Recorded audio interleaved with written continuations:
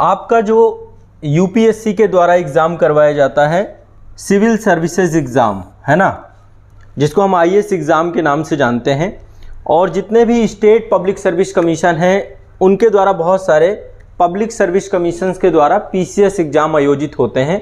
हर एक स्टेट का अलग अलग है। आज के सेशन में मैं आप सभी के यूपीएससी एग्ज़ाम और साथ साथ पब्लिक सर्विस कमीशन एग्ज़ाम को लेकर के तैयारी के बिल्कुल प्रारंभ से लेकर के अंतिम चरण तक की बहुत एक समरी फॉर्म में आपको आज डिस्कस करने वाला हूं, ताकि आप लोग की तैयारी में एक शार्पनेस आ सके। जो आप अभी तक तैयारी के दौरान कुछ कमियां कर रहे हैं उनको फुलफिल कर सकें। ठीक है, तो आज एक डिटेल चर्चा पर चर्चा हम करेंगे विषय वस्तु पे, फिर मैं आपके प्रश्नों को लूँगा, उनका भी हम सल्यूशन दे करके जाएंगे। तो तैयारी की रणनीति क्या होनी चाहिए, कैसे करना चाहिए, और सबसे बड़ी चीज़ क्या होती है कि जब आप तैयारी प्रारंभ करते हैं तो तैयारी के बीच में कुछ ना कुछ आपको व्यवधान भी महसूस होते हैं।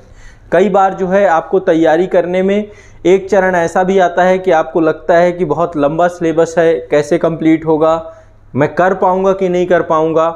सबसे बड़ी चीज़ आती है कि छात्र जब तैयारी करता है, तैयारी करने के दौरान कई बार प्रश्न ये आता है कि मुझसे हो पाएगा कि नहीं हो पाएगा, मैं सफल हुआ तो क्या होगा, सफल नहीं हुआ तो क्या होगा। ये कई प्रश्न हैं जिनसे वो जूझता रहता है, लगातार उसके दिमाग में एक चलती रहती है विषय वस्तु, और वो एक जद्दोजहद में रहता है, उपापोह में रहता है, मानसिक अशांति उसको घर कर जाती है। तो ये कई सारी प्रॉब्लम के सॉल्यूशन के साथ जो है मैं आप सभी के आज चर्चा करूंगा, डिस्कस करूंगा, आप लोग की प्रॉब्लम सॉल्यूशन करने का प्रयास करूंगा। दिमाग में कैसी भी आपको तनाव है, कैसी भी समस्या है, उन समस्या के पूर्ण समाधान के साथ आप लोग के साथ में उपस्थित हुआ हूं। ठीक है, अब देखिए बहुत सिंपल है, बहुत ज़्यादा चीज़ों को कॉम्प्लिकेटेड नहीं बनाएंगे। मैं कुछ ऐसा लेकर के चलूँगा कि जो बच्चा अभी स्टार्ट कर चुका है या जो तैयारी के किसी न किसी फेज़ में है, किसी न किसी चरण में है, 1 साल 2 साल 2 महीने 4 महीने 6 महीने, सब जो है एक तरीके सबको मैं बराबर लेके चल रहा हूँ। सबको बराबर लेके इसलिए चल रहा हूँ क्योंकि सब कहीं ना कहीं पे कोई ना कोई गलती करते हैं। जो बच्चे बिगिनर हैं उनको लगता है कि स्टार्ट कैसे करें, कैसे हम शुरू करें, और जो बच्चे एक्सपीरियंस्ड हो गए हैं उनको लगता है कि शायद मैं सही दिशा में हूँ, शायद मैं सही दिशा में नहीं हूँ। तो आने वाले समय में जो तैयारी, जो एग्ज़ाम देंगे आप 2023 में देंगे, 2024 में देंगे, 2025 में देंगे, यदि आज कुछ फंडामेंटल्स को आपको समझ में आ जाए, कुछ फंडामेंटल्स मैं आपके क्लियर करूँगा, आधारभूत चीज़ें जो आपकी हैं यदि वो आपको समझ में आ जाए तो शायद आपकी एग्ज़ाम की तैयारी बहुत शार्प हो जाएगी। बहुत सारी चीज़ों को मैं कवर नहीं करूँगा, बट मैं ये कवर करूंगा कि कैसे आपकी गलतियां जो आने वाले समय में आप ना हो उनसे बच के चलें और पहले दिन से ही ऐसे अप्लाई करें। और एक बात और आप लोगों के लिए है कि अब जो है मैं आप लोगों को खुद भी कुछ ऐसा सेशन लेकर के आ रहा हूं जो अपने आप में बहुत निर्णायक होने वाला है, और ये मैं लाइव सेशन ही रखूंगा आप सभी के लिए, जो कि यूट्यूब में आज़ाद एईएस एकेडमी के यूट्यूब पे निरंतर ये क्लासेस में चलाऊंगा। ठीक है, आप सभी छात्रों के लिए एक व्यापक मेरी मुहिम स्टार्ट हो रही है इस चीज़ को लेकर के। इसकी जानकारी मैं सेशन के लास्ट में आपको दूंगा। तो तैयारी का स्टार्टिंग क्या होना चाहिए, प्रारंभ क्या होना चाहिए, उपापोह जो ये रहती है बहुत सारे छात्रों की। कई सारे स्टूडेंट्स होते हैं जो मेरे पास आते हैं काउंसलिंग के लिए, ठीक है, आसपास से भी आते हैं, यहाँ पे दिल्ली एनसीआर से, या फिर बहुत दूर से भी बच्चे आते हैं। तो मेरा पहला उनसे एक क्वेश्चन ये होता है कि सिविल सर्विसेज की तैयारी आप क्यों करना चाहते हो, उसके पीछे का आपका रीज़न क्या है, रियल मोटिवेशन क्या है। क्योंकि देखो एक बात तो आपको सत्यता के साथ समझनी होगी कि इस तैयारी को लेकर जो बहुत सारे भ्रम हैं, जो इल्यूजन है बहुत सारे, उनको हमें समझना होगा। कई बार छात्र को लगता है कि मैंने 12th में बहुत अच्छे मार्क्स लेकर के आया हूँ मैं, है ना, या फिर मैंने ये एग्ज़ाम निकाल लिया है, या फिर मैं जो है ग्रेजुएशन में बहुत अच्छा हूँ, या फिर बहुत सारे बच्चों को लगता है कि मैंने ग्रेजुएशन में बहुत अच्छे मार्क्स नहीं लाया हूँ, मैं 12th में बहुत अच्छे मार्क्स नहीं लाया हूँ, मैं 10th में ये मार्क्स नहीं लाया हूँ, तो शायद मुझसे नहीं हो पाएगा, या कुछ को लगता है मुझसे हो जाएगा। यानी कुछ ओवर कॉन्फिडेंस में है, कुछ ऐसे हैं जिनको कॉन्फिडेंस ही नहीं है। तैयारी वो भी करना चाहते हैं, तैयारी वो भी करना चाहते हैं, दोनों ही स्थितियाँ अपने आप में सही नहीं है। जो ओवर कॉन्फिडेंस में है, जिनको लग रहा है कि नहीं मैंने तो 12th में बहुत अच्छे मार्क्स लिए हैं, ग्रेजुएशन भी मेरा बहुत अच्छा हुआ है, तो शायद यूपीएससी मेरे लिए आसान हो जाए, या पब्लिक सर्विस कमीशन मेरे लिए आसान हो जाए। या किसी को लगता है कि यार मेरा तो ये दोनों बेकार हुआ है, जबकि आप रिजल्ट जो उठा के देखेंगे, जो कंप्लीट लिस्ट है, फाइनल लिस्ट है, उसमें उठा के देखेंगे तो दोनों तरीके के छात्र हैं। एवरेज छात्र भी हैं जो औसत दर्जे के हैं, और छात्र वैसे भी हैं जो बहुत अच्छे एक्स्ट्रा ऑर्डिनरी हैं। दोनों तरीके के छात्र चयनित हो रहे हैं, दोनों तरीके की चीज़ों को लेकर के देखा जा रहा है। तो सबसे पहली चीज़ ये होती है कि आपके मन का जो भ्रम होता है कि नहीं मुझसे हो जाएगा, मैं कर ले जाऊंगा, तो मेरा पहला प्रश्न यही होता है कि आप एग्ज़ाम की तैयारी क्यों करना चाहते हैं, इसके पीछे का रीज़न क्या है। ये बहुत क्लियर होना चाहिए, क्रिस्टल क्लियर होना चाहिए, बिल्कुल साफ होना चाहिए। इसमें आपको किसी तरीके का संदेह नहीं होना चाहिए कि तैयारी के पीछे का कारण क्या है। तैयारी के पीछे का कारण कई सारे बच्चे कई देते हैं, मतलब सबका अपना अपना रीज़न होता है। कुछ कहते हैं कि नहीं हम जो है तैयारी इसलिए करना चाहते हैं ताकि जो है आने वाले समय में हम देश की सेवा कर सकें। देखो, सिविल सेवा में जाओगे तो आपको काम ही यही दिया गया है। ये सर्विस का जो मुख्य रोल है समाज के लिए ही आपको बनाया गया है, ये सेवा ही समाज के लिए समर्पित है, तो वो तो आपको करना ही है, वो तो आधारभूत ही है। अन्य क्या कारण है वो बहुत जरूरी होने चाहिए, आपके बहुत क्लियर होने चाहिए। इस सर्विस में कोई ऐसा थोड़ा है कि कोई और अदर कार्य आप करेंगे, तो समाज के लिए ही समर्पित सेवा है। तो ये कंप्लीट मोटिवेशन नहीं है आपके लाइफ का, एक कंप्लीट मोटिवेशन आपको लेकर के चलना पड़ेगा कि आप एक्चुअल में क्या चाहते हो अपनी लाइफ से, आपको क्या लेकर के चलना है, ये बिल्कुल क्लियर होना चाहिए हर बच्चे का। होता है शुरुआती समय में हमें चीज़ें नहीं समझ में आती हैं। देखो, मैं आपको जद्दोजहद बताता हूँ, जितने भी छात्र हैं उन किस तरीके की समस्याओं से गुजरते हैं, किस तरीके की प्रॉब्लम से आप प्रॉब्लम को फेस करते हैं। मैं सभी प्रॉब्लम्स को आपको बताता हूँ। जब आपका 12th होता है, 12th से पहले जद्दोजहद चालू हो जाती है कि मैं साइंस लूँ, आर्ट्स लूँ, इस तरीके की प्रॉब्लम से आप फंसते हैं। 12th में फिर कोई आपको सजेस्ट कर देता है या खुद से ही आप डिसीजन ले लेते हैं, या फैमिली डिसीजंस होते हैं कि भाई अब आपको ग्रेजुएशन में क्या करना है। 12th में साइंस या आर्ट्स लेकर के किसी तरीके से आप जो भी मार्क्स आपके आते हैं, देखो कोई फ़र्क नहीं पड़ता। यूपीएससी या पीएससी के बैटल ग्राउंड में सब बराबर हैं, चाहे आप एक्स्ट्रा ऑर्डिनरी हो चाहे एवरेज स्टूडेंट हो। जब आप इसकी तैयारी चालू करते हो सब आप जीरो से स्टार्ट करते हो, क्योंकि इस एग्ज़ाम की प्रकृति ही कुछ ऐसी है। आप देख लीजिएगा आपके आसपास बहुत सारे ऐसे लोग होंगे जो बहुत अच्छे अच्छे इंस्टीट्यूट से तैयारी करके फिर सिविल सर्विसेज सेवा की तैयारी करते हैं, बहुत एवरेज स्टूडेंट्स होते हैं, और दोनों का प्रॉपर सिलेक्शन होता है। तो ये कोई फ़र्क नहीं पड़ता, इस भेद को अपने मन से हटा देना है, कोई फ़र्क नहीं पड़ता। आप चाहे जिस बैकग्राउंड से आए हो आप सिविल सेवा को क्रैक कर सकते हैं, सिविल सेवा को, लेकिन उसके कुछ रूल्स हैं। जब आप इसकी तैयारी स्टार्ट करते हैं तब आपको समझना होता है कि आपको कैसे लेकर के चलना है। अब देखिए यहाँ पे ये अमन कुमार जी हैं, ये कह रहे हैं 10वीं से लेकर एमए तक फर्स्ट क्लास हैं आप। ठीक है, बहुत अच्छी बात है, आपको बहुत बहुत शुभकामनाएं। और पीसीएस ऑफिसर के लिए बिल्कुल तैयारी आप पीसीएस अफसर के लिए कर रहे हैं, बहुत अच्छी बात है। आपके अंदर ये एक मोटिवेशन हो सकता है कि आपको अपनी लाइफ में आपको अल्टीमेट करना क्या है।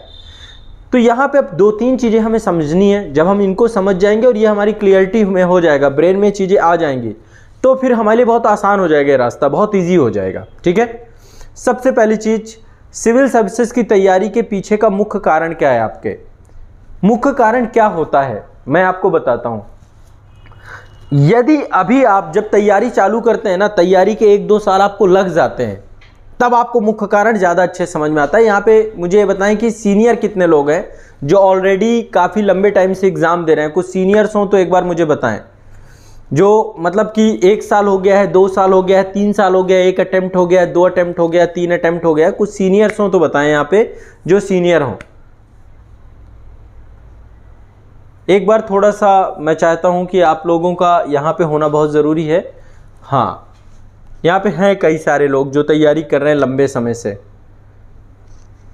विपुल कुमार जी हैं, अरुणेश पटेल जी हैं, रूपांजलि जी हैं, प्रिंस कुमार जी हैं, शारदा कटारा जी हैं। ठीक है, बड़ी संख्या है यहाँ पे, काफ़ी सारे छात्र हैं यहाँ पे जो एक अवधि ले चुके हैं तैयारी की, 1 साल की, 2 साल की, 3 साल की, 1 अटेम्प्ट की, 2 अटेम्प्ट की, 3 अटेम्प्ट की।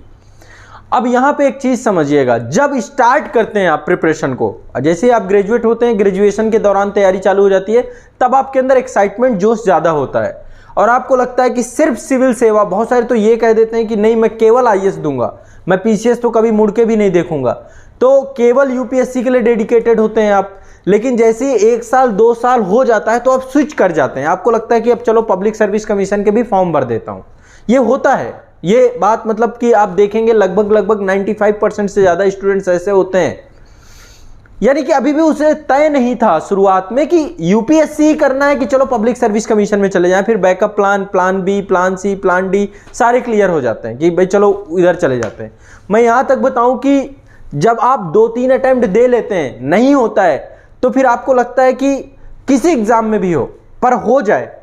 यानी कि यहां पे आपको मोटिवेशनल फैक्टर समझना होगा, जो मैं आपको समझाना चाहता हूं कि आप जो ये आईएएस और पीसीएस की तैयारी कर रहे हैं, इसमें तैयारी करने के बाद जब सिलेक्शन होगा उसके बाद कार्य क्षेत्र आपका समाज सेवा है, लेकिन ये आपका कार्य क्षेत्र है समाज सेवा, लेकिन आपका जो रियल मोटिवेशन है वो ये है कि पहले आप जॉब सिक्योरिटी अपनी क्लियर करें, आप कहीं ना कहीं पे अपने आप को सेटल डाउन करें, कैसे भी करें, लेकिन आपको लगता है कि मैं कहीं ना कहीं हो जाऊं, है ना, मैं टीचर बन जाऊं तो भी चल जाएगा, मैं जो है, ये बात सत्य है कि नहीं सत्य है मुझे बताइए। यानी कि आपकी तैयारी के पीछे जो एक बड़ा मोटिवेशन है वो जॉब सिक्योरिटी भी तो है। इस चीज को आपको स्वीकारना पड़ेगा कि आप जॉब सिक्योरिटी चाहते हैं अपनी लाइफ में कि कैसे भी करके आप सिक्योर्ड हो जाए, यानी कि आप अपने आप को फाइनेंशियल इंडिपेंडेंट बनाना चाहते हैं, आत्मनिर्भर बनाना चाहते हैं। बहुत सारे लोग प्राइवेट सेक्टर में इंटर कर जाते हैं, है ना, तैयारी करने के बीच के दौरान की बात कर रहा हूं मैं। बहुत सारे छात्र ऐसे हैं, आपका खुद का एक्सपीरियंस ऐसा होगा, मैं ये चीज आप लोगों को बिल्कुल तय करके बता रहा हूं, बहुत सारे बच्चे ऐसे हैं। समझ रहे हैं मेरी बात को? ये बात से आप लोग एग्री हैं कि नहीं एग्री हैं? एक एक बात को क्लियर करते हुए चलेंगे। यानी कि आपकी तैयारी का एक जो बड़ा कारण है वो ये है कि आप चाहते हैं कि सिविल सेवा में आपके चयन में कहीं ना कहीं पे आपको अपने आप को आर्थिक तौर पे आत्मनिर्भर बनाना है। ये बात बिल्कुल सत्य है, इस बात में कोई भी दो राय नहीं है ना, इस बात में कोई दो राय आप मानेंगे भी नहीं। आर्थिक आत्मनिर्भरता ये बहुत महत्वपूर्ण हो जाता है एक उम्र के बाद आपके लिए। आपको लगता है कब तक माता पिता से मांगेंगे, कितना टाइम लगेगा, ये हर छात्र के साथ आता है, हर छात्र के जीवन में अवधि आती है। लेकिन जब हम प्रारंभ करते हैं इस तैयारी में तो एक एक्साइटमेंट होती है, एक जोश होता है, ये लगता है कि नहीं मेरा तो पहले अटेम्प्ट में हो जाएगा, मेरे दूसरे में हो जाएगा, मेरे तीसरे में हो जाएगा। हो भी सकता है पहले अटेम्प्ट में, लेकिन कई गलतियां भी तो हम करते हैं ना, कई गलतियां भी तो दोहराते हैं ना, और उन गलतियों के कारण हमारा नहीं होता है। यदि उन गलतियों से बच जाएं हम लोग, एक सही गाइडलाइन पे आ जाएं, तो बिल्कुल मैं तय तरीके से बताता हूं कि फिर आपको कोई नहीं रोक सकता। ये एग्जाम आपका है, आपके अलावा कोई नहीं निकाल सकता, ये भी बात सत्य है। तो आज का सेशन जो है मेरा, मुख्य तौर पे मेरा जो अल्टीमेट पर्पस है ना, कि आपके अंदर एक रियलिस्टिक गाइडलाइन लेकर के आऊं मैं, रियलिस्टिक अप्रोच आपके अंदर डेवलप करें, है ना, आपके मन में जो दुविधाएं हैं वो पूर्णतः समाप्त हो जाएं, आपको लगे कि आप अपनी लाइफ में चाहते क्या हैं, बनना क्या चाहते हैं, करना क्या चाहते हैं, एक जद्दोजहद भरी जिंदगी आपकी समाप्त हो, और जो भी करना चाहते हैं उसमें कंप्लीट फोकस हो, कंप्लीट फोकस, डाइवर्जेंस जीरो हो जाए। देखो एक चीज और आपको बताता हूं, आप एक सामाजिक प्राणी हैं, आप एक समाज में रह रहे हैं, समाज में बहुत सारे लोग हैं आपके आसपास, बिल्कुल इससे आप इसको आंख में आप काला कपड़ा नहीं बांध सकते हैं, ये स्वीकारना पड़ेगा आपको, और ये बात आप महसूस करते हैं। आपके माता पिता हैं, आपके घर में एक परिवार है, आपके भाई बहन हैं, है ना, आपके रिश्तेदार हैं, सब हैं आपके सामने। और जब एक उम्र के बाद, जैसे ही आपका 12th पास आउट होता है, आप ग्रेजुएट होते हैं, तो आपको ग्रेजुएशन के बाद एक जवाबदेहिता बनने लग जाती है। सभी के साथ होता है, जैसे ही ग्रेजुएट होंगे एक जवाबदेहिता ये हो जाती है कि अब क्या करोगे, ये अब आपको आगे क्या करना है। ये एक बहुत बड़ा विषय है जिसको हमें डील करना पड़ता है, जिसे आए दिन आप लोग सब फेस कर रहे हो। संभव नहीं है कि आप में से कोई भी फेस नहीं कर रहा हो, इसी चीजों को फेस कर रहे हो कि नहीं कर रहे हो, बताओ एक बार मुझे। सभी लोग फेस कर रहे हैं ये चीजों को। आए दिन आपके जीवन में कोई ना कोई ऐसा जो है वाकया आता होगा कि कोई ना कोई आपसे जवाबदेहिता मांगता होगा, जवाबदेहिता बनती भी है। मैं एक चीज और बता रहा हूं आपको, ये चीज भी आपको स्वीकार लेना है कि आपकी जवाबदेहिता बनती है, आपको जवाबदेह बनना भी चाहिए। लेकिन जवाबदेह बनना किसके प्रति चाहिए, ये बहुत इंपॉर्टेंट चीज है। आपको जवाबदेह सबसे पहले अपने प्रति बनना चाहिए। आप हैं सब कुछ, नियंता हैं आप क्रिएटर हैं, आप अपने प्रति जवाबदेह बनिए। सबसे पहला जो मूल मंत्र है सफलता का, कि आप अपनी गलतियों के प्रति खुद को जवाबदेह बनाइए, है ना। कई बार क्या हो रहा है, अभी मैं आपको बताता हूं, तैयारी के दौरान बहुत सारे छात्र ऐसे भी होते हैं कि बाद में जब नहीं होगा ना तो आप माता पिता को दोष देने लग जाएंगे। यदि आपकी लाइफ में आप मैरिड पर्सन है तो आप हो सकता है कि अपनी शादीशुदा जिंदगी को भी दोष देने लग जाएं, या आप अपने दोस्तों को दोष देने, मेरे दोस्त अच्छे नहीं थे, मेरे दोस्त अच्छे होते तो शायद मेरा सिलेक्शन हो जाता। फिर आप अपने कोचिंग इंस्टीट्यूट को या जहां संस्थान से पढ़ रहे हैं उसको दोष देने लग जाएंगे। आप ये दोष देने का प्रक्रिया जो है ना, जबकि आप खुद देखिए, कोई भी है वो सिर्फ एक भूमिका में है। महाभारत में युद्ध अर्जुन ही लड़ा था, अर्जुन की ही अंतिम रिस्पॉन्सिबिलिटी थी, कृष्ण तो सिर्फ उसे बता रहे थे। तो आपके आसपास आपके माता पिता या जो भी है परिवार में, सिर्फ उनकी भूमिका यह है कि आपको बताएं। अभी आपका आगामी एग्जाम है, बहुत सारे यूपीएससी का एग्जाम है, बीपीएससी का एग्जाम है, एमपीपीएससी का एग्जाम है, यूपीपीएससी का एग्जाम है, कई सारे एग्जाम है। हम क्या कर सकते हैं, आपकी प्रैक्टिस करा सकते हैं, अभ्यास करा सकते हैं, आपका कंटेंट कंप्लीट करा सकते हैं, लेकिन अल्टीमेट वहां पे 2 घंटे की अवधि जो प्रीलिम्स में होगी आप ही तो बैठोगे ना, 2 घंटे 4 घंटे, फिर मेंस में 6-6 घंटे आप ही तो बैठोगे ना वहां पे जाकर के। तो अंतिम रूप से जवाबदेह आप हो, इस चीज को भी आपको स्वीकारना पड़ेगा। आपको अपनी जवाबदेहिता को तय करना पड़ेगा और इस जवाबदेहिता से ही आप जो है आपके अंदर एक परिपक्वता आएगी। तो आज के सेशन में जो सबसे पहली चीज मैं आप लोगों से चाहता हूं कि एक कमिटमेंट आप अपने लिए बनाइए कि आप अपने जीवन के लिए खुद जवाबदेह हैं। अपने लाइफ का चार्ज लीजिए अपने हाथ में, है ना। जब जवाबदेह आप अपने प्रति हो जाएंगे तो फिर समाज से आपकी प्रॉब्लम समाप्त हो जाएंगी। समाज में जितने भी लोग हैं आपके आसपास, आपके माता पिता पूछते हैं कि बेटा क्या हुआ, क्या कर रहे हो, कैसे कर रहे हो, तो आपको फिर टेंशन और तनाव नहीं होगा, क्योंकि जवाबदेहिता जब हमारे ऊपर आ जाती है तो हम काम को बहुत सुचारू रूप से करना प्रारंभ कर देते हैं। तो सबसे पहला जो मेरा आप सभी से आग्रह है, मेरा आप सभी से अनुरोध है, मेरा आप सभी से जो पहला जो मैं चाहता हूं कि आप सभी को इसको लेकर के एक मेरे साथ एक कमिटमेंट करना चाहिए, प्रॉमिस करना चाहिए। वो प्रॉमिस और कमिटमेंट क्या है? जवाबदेहिता आज अपने हाथ में लेंगे। तो जितने भी छात्र मेरे साथ यहाँ पे मुझे देख रहे हैं, आप चैट सेक्शन में, कमेंट सेक्शन में मुझे बताइए कि क्या आज से आप अपनी जवाबदेहिता बनाते हैं, अपनी पढ़ाई को लेकर के, अपनी लाइफ को लेकर के, अपने कैरियर को लेकर के, अपने जीवन को, हर एक चीज में खुद को जवाबदेही बनाना है, रिस्पॉन्सिबल बनना है, चार्ज अपने हाथ में लेना है। जो भी आप गलतियां करेंगे उसको स्वीकारेंगे कि हाँ मेरे से हुई हैं, है ना, और इन गलतियों के कारण से मेरा सिलेक्शन या किसी भी कारण से मैं रुक गया। जो लोग सीनियर हैं उनकी भी बात कर रहा हूं मैं यहाँ पे, ठीक है। तो आज के सेशन का पहला जो हमारा वो है कि आपको जवाबदेहिता अपने हाथ में ले लेनी है। जैसे ही आप इसे लेंगे आपके मन का एक जो बोझ है वो उतर जाएगा। आप दूसरों के ऊपर जो आपने एलिगेशंस लगाए हैं कि भाई वो एक कारण है, आपके आसपास दोस्त हैं ना, सबके जीवन में दोस्त हैं, दोस्त होने भी चाहिए, लेकिन दोस्तों की जिम्मेदारी नहीं है कि आप, क्योंकि दोस्तों को आपने सेलेक्ट किया है, आप फिर उसके लिए जिम्मेदार हैं। तो जिम्मेदारी खुद लेनी है, रिस्पॉन्सिबिलिटी खुद लेनी है अपने लाइफ की, अपने लाइफ का चार्ज खुद लेना है। ये तैयारी के लिए बहुत इंपॉर्टेंट चीज़ है। सिर्फ और सिर्फ सिलेबस और इससे बात नहीं बनेगी। सिलेबस तो आप कंप्लीट करोगे ही करोगे, लेकिन जब रिस्पॉन्सिबिलिटी अपने ऊपर ले लोगे, एक चीज़ अपने दिमाग में बैठाइए इस बात को। दूसरा, झूठ नहीं बोलना है, किसी से झूठ नहीं बोलना है, ना खुद से भी झूठ नहीं बोलना। अपने आप से झूठ बोलना सबसे बड़ा पाप है। आपको अपने बारे में तो सब पता है ना कि आप क्या कर रहे हो, कैसा टाइम दे रहे हो। दूसरों से झूठ कई बार हम बोलते हैं झूठ। बहुत सारे बच्चों को मैंने ऐसा भी देखा है कि उनका चयन नहीं होता, लेकिन फिर भी वो सिलेक्शन दिखा देते हैं कि नहीं देखो मेरा पीटी निकल गया, मेरा मेंस निकल गया। क्या फायदा, क्या बेनिफिट होगा इससे? कुछ नहीं होगा आपका।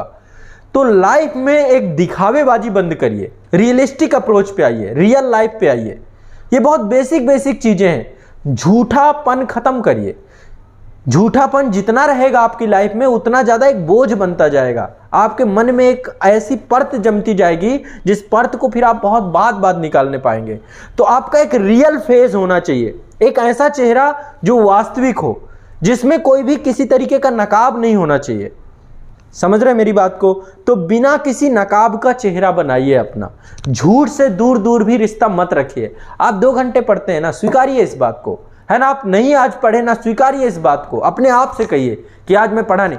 अपने आप से झूठ जिस दिन से बोलना बंद कर देंगे।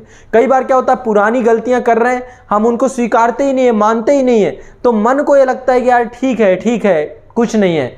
तो दो चीजें जो आज के सेशन का शुरुआत है, प्रारंभ है, मैं आपसे चाहता हूं कि इन दो चीजों को आप अपने अंदर धारण करिए, अपनाइए। पहला विषय वस्तु क्या है आपका? पहला विषय वस्तु है कि आप अपने जीवन में सबसे पहला जिम्मेदारियों से भागेंगे नहीं। पहली जिम्मेदारी आपकी है अपने जीवन की, और इस जीवन को कहां ले जाना है, किस हाइट तक ले जाना है। मैं हमेशा एक बात कहता हूं कि देखो, यदि समय रहते आपने मेहनत कर ली, समय रहते का मतलब क्या है? देखो एग्जैक्ट मैं आपको बताता हूं, हर चीज का टाइमिंग है। समय रहते का मतलब होता है जो आपने टारगेट सेट किए हैं, इसको समय रहते कहते हैं। जैसे मान लीजिए आपने आज से तैयारी चालू की, तो आपने टारगेट बनाया कि 1 साल के अंदर या 2 साल के अंदर या 3 साल के अंदर मुझे ये कर लेना है ना। कोई बच्चा 21 साल में यदि प्रण ले रहा है, मान लीजिए 21 साल में किसी ने डिसीजन लिया, 21 साल में लिया गया उसका डिसीजन कि मैं आने वाले 5 साल मैं टाइम दे रहा हूं, यानी 26 साल बाद मैं अपने आप को स्टैंड कर लूंगा। यदि आप 26 साल के हैं तो आज आप निर्णय लीजिए कि आने वाले 1 साल, 2 साल, 3 साल में आप अपने आप को स्टैंड कर लेंगे। स्टैंड करने का मतलब क्या है? आर्थिक रूप से आत्मनिर्भर बना लेंगे। ये आपका मुख्य अल्टीमेट जो गोल है, आर्थिक रूप से आत्मनिर्भर बनाएंगे। ये अल्टीमेट आप यही चाह रहे हैं। सिविल सेवा उसका एक माध्यम है, एक मुख्य रूप है। और मैं आपको सही बता रहा हूं, सिविल सेवा में आपका चयन तब तक नहीं होगा जब तक आप समाज के प्रति आपके अंदर नहीं होगी पीड़ाएं, संवेदनाएं नहीं होंगी। अब बहुत कठिन हो गया है, इंटरव्यू का प्रोसेस में आपको सब कुछ निकल आता है, मेंस आंसर राइटिंग में सब निकल आता है। तो जब आप तैयारी करते हैं सिविल सेवा के पाठ्यक्रम की, तो आप ऑटोमेटिक समाज के लिए एक ऐसे व्यक्ति बन जाते हैं जो समाज को बेहतरी के लिए सोचने लग जाते हैं। तो इसका पाठ्यक्रम ऐसा है, सिलेबस ऐसा है कि वो आपको ऐसा बना देगा। लेकिन आपको एक समय निर्धारित करना पड़ेगा। आप आज जिस उम्र में हैं, आप 30 साल प्लस हैं, आप 35 साल प्लस हैं, आप 38 साल प्लस हैं, आप जिस एज ग्रुप में हैं, ठीक है, आज आपको निर्णय लेना पड़ेगा कि आने वाले 2 साल बाद आप अपने आप को कहां देखना चाहते हैं, किस जगह पे आकर के आप अपने आप को बनाना चाहते हैं, आपका क्रिएशन क्या होगा। मैं हमेशा कहता हूं कि यदि आपने समय रहते मेहनत कर ली, समय रहते का मतलब जो हम गोल सेट करते हैं इसी को समय रहते कहते हैं। जो आपके गोल्स तय करते हैं आप, जिसको आप निर्धारित करते हैं कि आने वाले समय में मैं ये बेहतर करने जाऊंगा, तो आज मेरे साथ आप लोग खुद ही अपने मन ही मन रखिए या कहीं पे अपने टारगेट को फिक्स करिए। आज आप जिस उम्र में हैं, आने वाले 1 साल, 2 साल, 3 साल बहुत एक्सट्रीम लेवल पे मत लीजिएगा, क्योंकि आपको अपनी तैयारी का स्तर पता है कि आने वाले किस साल के अंदर आप अपने आप को आर्थिक रूप से आत्मनिर्भर बना देंगे। आर्थिक रूप से आत्मनिर्भरता आपकी तय हो जाएगी। आपको ये तय करना पड़ेगा सभी को, ये बहुत जरूरी है। ये जब तक गोल नहीं तय होगा, और फिर उसके लिए आपको लगना पड़ेगा। एक ऐसे जद्दोजहद के साथ आपको तैयारी करनी पड़ेगी जिस जद्दोजहद को मैं आज आपको बताने जा रहा हूं। मैं आपको बहुत बेसिक्स बताऊंगा, और आज मैं बता रहा हूं कि मैं भरोसा दिलाता हूं आपको कि ये सेशन शायद आप लोगों की पूरी तरीके की तैयारी को एक नई दिशा प्रदान कर दे। कुछ ऐसा आज आप सीख के जाएंगे मेरे साथ। बट जो मैं चीजें आपको बता रहा हूं, जो आप जिस एज ग्रुप में हैं, जिस उम्र में हैं, आपको अपनी लाइफ को तय करना पड़ता है। आप अपनी लाइफ को तय नहीं करेंगे तो कुछ भी पॉसिबल नहीं है। आपको अपनी लाइफ को तय करना पड़ेगा, अपने जीवन को तय करना पड़ेगा, आप किस दिशा में बढ़ना चाहते हैं ये तय करना पड़ेगा। तो यदि आपने सिविल सेवा को माध्यम बनाया है कि मैं सिविल सेवा के माध्यम से आने वाले समय में अपनी लाइफ को आगे ले जाऊंगा, समाज और सोसाइटी के लिए कौन नहीं कर रहा, मुझे बताइए। कई बार हमें लगता है कि क्या यूपीएससी करके ही हम समाज सेवा कर सकते हैं? क्या एक डॉक्टर समाज सेवक नहीं है? डॉक्टर समाज की सेवा नहीं कर रहा है? क्या एक इंजीनियर समाज की सेवा नहीं कर रहा है? हाँ बताइए, क्या एक शिक्षक समाज की सेवा नहीं कर रहा है? कौन नहीं कर रहा समाज की सेवा? क्या एक सफाई कर्मी समाज की सेवा नहीं कर रहा है? मुझे आज इस चीज का जवाब चाहिए आप लोगों से, ताकि किसी भी काम के प्रति आपके अंदर की अवधारणा बदल सके। ये चीज बताइए आप लोग कि क्या कौन समाज की सेवा नहीं कर रहा है? कौन सा ऐसा व्यक्ति है जो समाज की उस कड़ी में सम्मिलित नहीं है? क्या एक उद्योगपति, बिजनेसमैन, क्या एक व्यापारी, क्या एक रास्ते फुटपाथ में रेडी लगाने वाला व्यक्ति क्या समाज की सेवा नहीं कर रहा है? क्या देश की सेवा नहीं कर रहा है? सब कर रहे हैं। क्या देश में भारतीय सेना में सम्मिलित हमारे जितने भी देश के जवान हैं, सब देश की सेवा कर रहे हैं। सब ने एक माध्यम चुना है देश की सेवा करने का। तो आपको यह तय करना पड़ेगा। आप केवल सिविल सेवा को ही देश की सेवा का माध्यम यदि मान के चलेंगे तो संकीर्णता है। देश का हर एक वर्ग समाज की सेवा कर रहा है, देश की सेवा कर रहा है। समाज किसी एक वर्ग से नहीं चलता, एक समूह से नहीं चलता। और एक चीज और बता रहा हूं, आज एक अच्छे नागरिक होने के नाते आज भी आप भी समाज की सेवा कर रहे हैं। एक अच्छे नागरिक हैं आप, मेन स्ट्रीम में आप फोकस कर रहे हैं, आप देश की संविधान की मान्यताओं को मानते हैं, ये समाज सेवा है अपने आप में। तो आप भी एक बहुत बड़े समाज सेवक हैं। बस हमारा देखने का नजरिया बहुत बड़ी चीज है कि हम किस नजरिए के साथ देखते हैं, किस नजरिए के साथ चलते हैं। तो हर एक व्यक्ति समाज सेवक होता है। कोई भी व्यक्ति ऐसा नहीं है जो देश सेवा नहीं कर रहा, समाज सेवा नहीं कर रहा, जो देश की मुख्य धारा में संविधान के सिद्धांतों के अनुसार अपने जीवन का निर्वहन कर रहा है, एक अच्छे नागरिक होने के नाते नागरिक कर्तव्यों का निर्वहन कर रहा है। समाज सेवा है, देश सेवा है। जो समाज के लिए अराजक नहीं है ना, जो समाज के लिए क्या है, वांछनीय है, जो समाज के लिए बेहतर है, वो समाज सेवक है। और क्या होती है समाज सेवक की परिभाषा? हर व्यक्ति समाज सेवक है। तो पहले ये संकीर्ण भावनाओं से हमें ऊपर उठना पड़ेगा, ऊपर उठ के हमें इसे समझना पड़ेगा कि हर क्षेत्र समाज की सेवा है। बहुत सारे लोग हैं यहाँ पे जो पुलिस से हैं, आप में से ही बहुत सारे लोग हैं जो इस सेशन को अटेंड कर रहे हैं और पुलिस में हैं। बहुत सारे ऐसे लोग हैं जो डिफेंस में हैं, बहुत सारे ऐसे लोग हैं जो शिक्षक हैं, बहुत सारे ऐसे लोग हैं जो इंजीनियर हैं, बहुत सारे ऐसे लोग हैं जो मेडिकल साइंस से हैं। तो जो सब समाज सेवा तो ही कर रहे हो आप लोग, और क्या काम कर रहे हो सुबह से शाम तक? जो गृहिणी है ना, बहुत सारी जो हाउस वाइफ हैं, वो क्या समाज सेवा नहीं कर रही? महिलाएं समाज सेवा नहीं कर रही, समाज सेवा कर रही। यदि वो परिवार की उस कड़ी को संजोना बंद कर दें, मुझे लगता है कि जो सबसे बड़ा काम है, सबसे चैलेंजिंग काम है, वो महिला कर रही है। उससे बड़ा कोई काम कर ही नहीं सकता है। तो कहने का तात्पर्य मेरा सिर्फ ये है कि हमें पहले एक नजरिए पे काम करना पड़ेगा कि हम जहां पर भी हैं, हम समाज के लिए वांछनीय हैं, समाज के लिए बेहतर है, हम समाज सेवा कर रहे हैं। हम चाहते हैं कि एक मंच हमें मिले जिस मंच में जाकर के हम समाज सेवा को एक बृहद रूप दे पाए। उसमें से एक मंच आपका सिविल सेवा भी है।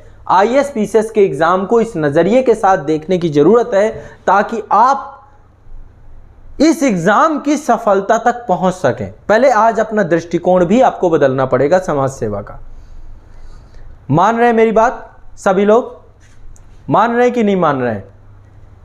ठीक है, एक बार इस चीज को आप लोगों को कमेंट सेक्शन में थोड़ा सा एक्टिव रहना है सभी को। जहां पे मैं आपसे यदि कोई क्वेश्चन करूं तो तुरंत कमेंट में मुझे रिप्लाई करना है, बताना है ना। तो ये एक प्लेटफॉर्म है, एक मंच है, बहुत सारे मंच हैं। एक क्रिकेटर भी मंच है, एक स्पोर्ट्स पर्सन भी मंच है ना। ओलंपिक में मेडल लाने वाले भी मंच हैं, देश के लिए मेडल लाने वाले भी मंच है, सब मंच है। अब इस मंच में सिविल सेवा भी एक मंच है, जिस मंच को माध्यम बना करके आप समाज सेवा करना चाहते हैं। कोई काम छोटा बड़ा नहीं होता है, ये एक नजरिया है। इस नजरिए को आपके अपने अंदर आत्मसात करना चाहिए। ठीक है, तो अब आपने कहा कि आपको एक मंच चाहिए, एक स्टेज चाहिए जिससे आप अपनी समाज सेवा को व्यापक रूप दे सकें, डायरेक्शनली वर्क कर सकें। निश्चित तौर पे सिविल सेवा में वो पोटेंशियल है कि आप इसके साथ जुड़ करके समाज के एक व्यापक स्तर पे, क्योंकि आपके पास वो अथॉरिटीज होती हैं, आपके पास वो रिस्पॉन्सिबिलिटीज होती हैं, आप इस तरीके से इस सेवा में जाकर के उन प्राधिकार को धारित करते हैं जिसके माध्यम से आप एक बृहद रूप दे सकते हैं। और एक चीज बताऊं, सिविल सेवा में आप जाना तो चाहते हैं पर आपकी मनसा बहुत अच्छी होनी चाहिए। यदि आपकी मनसा अच्छी नहीं है ना, तो सिविल सेवा के लिए आप बहुत घातक व्यक्ति हैं। आप जाकर के यहां पर समाज को नष्ट कर देंगे, आप विकृत कर देंगे। तो आपके अंदर पोटेंशियल है, अच्छी बात है, लेकिन आपकी मनसा बहुत अच्छी होनी चाहिए, बहुत नेक होनी चाहिए। आप एक ऐसे व्यक्ति होने चाहिए। आज हम भ्रष्टाचार के लिए रो रहे हैं ना, कौन कर रहा है भ्रष्टाचार, किसके लिए हम रो रहे हैं? आज कोई एक छोटा से छोटा काम करवाना हो, काम करवाने में दांतों तले पसीना कैसे निकल आता है। कोई गरीब आदमी को कोई भी काम करवाना हो, वो इतना दुर्लभ कैसे हो गया? जस्टिस इतना दुर्लभ हो गया, न्याय इतना दुर्लभ हो गया, क्योंकि वहां पे ऐसे लोग बैठे हुए हैं जो काम के एक पूरा प्रतिरोध बन गए। और इतने अच्छे अच्छे अधिकारी भी बैठे हुए हैं कि काम को बहुत शानदार तरीके से करते हैं। बहुत सारे अधिकारी, गाजियाबाद में कितने सारे अधिकारी हैं जो यहाँ पे आते हैं, और मैं व्यक्तिगत तौर पे उन्हें जानता हूं कि कितना शानदार काम करते हैं। तो कहने का मतलब है मेरा कि हमें सिर्फ कुछ समझना होगा कि हम यदि एक एज अ प्लेटफॉर्म सिविल सेवा को चुनने जा रहे हैं, तो सिविल सेवा एज अ प्लेटफॉर्म हमारे लिए समाज के एक व्यापक दायरे को कवर करेगा। और इसके लिए अब आपके पास एक निर्धारित समय है, इसकी कुछ डिमांड्स हैं, इसकी कुछ शर्तें हैं, इसकी कुछ जरूरतें हैं। उन मांगों को पूरा करना है आपको। यदि उन मांगों को आप पूरा कर देंगे तो निश्चित तौर पे आप इस मंच के काबिल बन जाएंगे, आपके अंदर वो काबिलियत आ जाएगी। अब क्या है मांगे, क्या माध्यम बनाया आयोग ने आपको इन सर्विसेज के योग्य बनाने के लिए? कुछ मीडियम क्रिएट किया है, कुछ माध्यम बनाया है ना। मेरिट के आधार पे आयोग ने सिलेक्शन लेने की बात कही है, तो उन मीडियम्स को समझना है आपको कि क्या स्टेजेस हैं, क्या मीडियम है, क्या आयोग आपसे चाहता है। और जब आपके अंदर एक ये चीज आपको समझ में आ जाए कि आयोग आपसे क्या चाहता है, आयोग क्या चाहता है आपसे, यदि इस चीज को बहुत गहराई से समझ लें और इसी डायरेक्शन में काम करने लग जाएं, आपका सिलेक्शन तय है, आपको कोई नहीं रोक सकता है। आज के सेशन में सिर्फ इतना ही समझने का हम प्रयास करेंगे कि आयोग आपसे चाहता क्या है सिविल सेवा के लिए।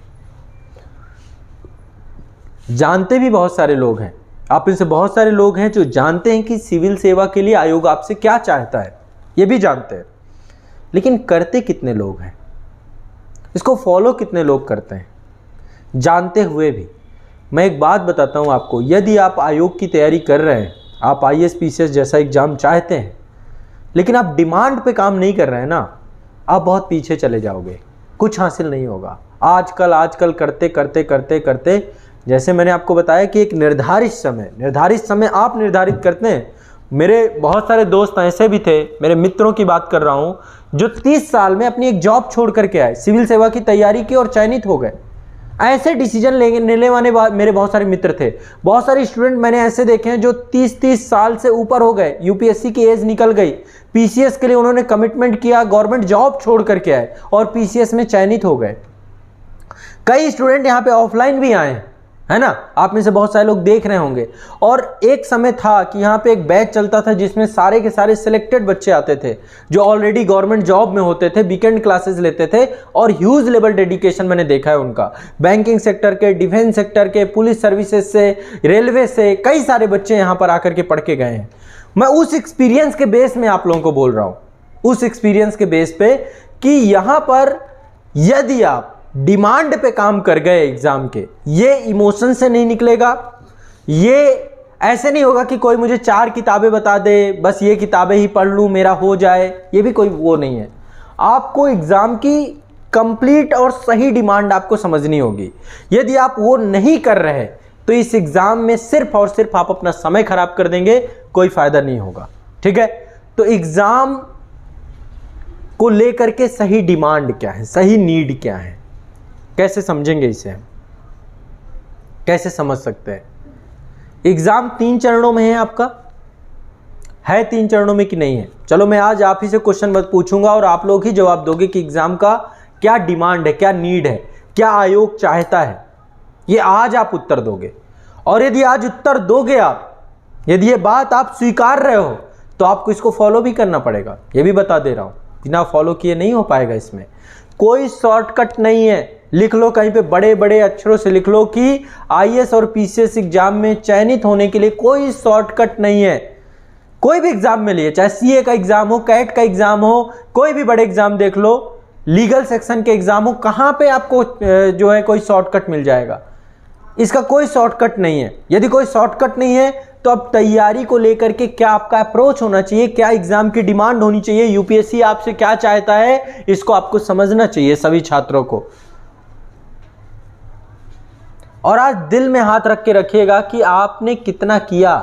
आप में से बहुत सारे बच्चे होंगे जो 2-3 अटेम्प्ट दे चुके होंगे और अभी भी असफल हैं। आज आपने असफलता का कारण भी आपको मिल जाएगा, आपको आपकी असफलता का आज पूरा का पूरा प्रमाण भी मिल जाएगा कि आप असफल क्यों रहे, कौन है जिम्मेदार इस असफलता का। आप पाओगे आप खुद हो, आप ही हो हर समस्या की जड़, क्योंकि आप पूरी जोर लगा देते हैं कि मैं कहीं IAS बन ना जाऊं। लोग आते IAS बनने के लिए हैं, ये आपका सपना है, लेकिन रियलिटी क्या है? आप पूरा जोर लगा देते हैं कि मैं IAS बन ना जाऊं कहीं धोखे से। आप पूरी विपरीत दिशा में प्रयास करते हैं, ये शायद आपको पता नहीं है, लेकिन आप ऐसा कर रहे हैं। तैयारी करने भर के आ जाने से कुछ नहीं होगा। बहुत सारे लोग ऑप्शनल सब्जेक्ट को लेकर के बोलते रहते हैं, मेरा सोशियोलॉजी ऑप्शनल है, मेरा हिंदी साहित्य ऑप्शनल है, मेरा हिस्ट्री ऑप्शनल है, मेरा पब्लिक एडमिनिस्ट्रेशन ऑप्शनल है, मेरा ज्योग्राफी ऑप्शनल है। कह दें और कभी बातचीत करिए तो कह देंगे नहीं नहीं अरे मेरा ज्योग्राफी का क्वेश्चन हुआ तो बोलेंगे अरे मेरा ज्योग्राफी ऑप्शनल है। सामने वाला पोलाइट हो जाता है, अरे ज्योग्राफी ऑप्शनल होगा तो इसे बहुत पता होगा, बहुत जानकारी होगी, जबकि जानकारी न्यू नहीं हो सकती है, ये भी तय है। तो पहले तो इल्यूजन्स और भ्रम से निकलना पड़ेगा आपको, ठीक है।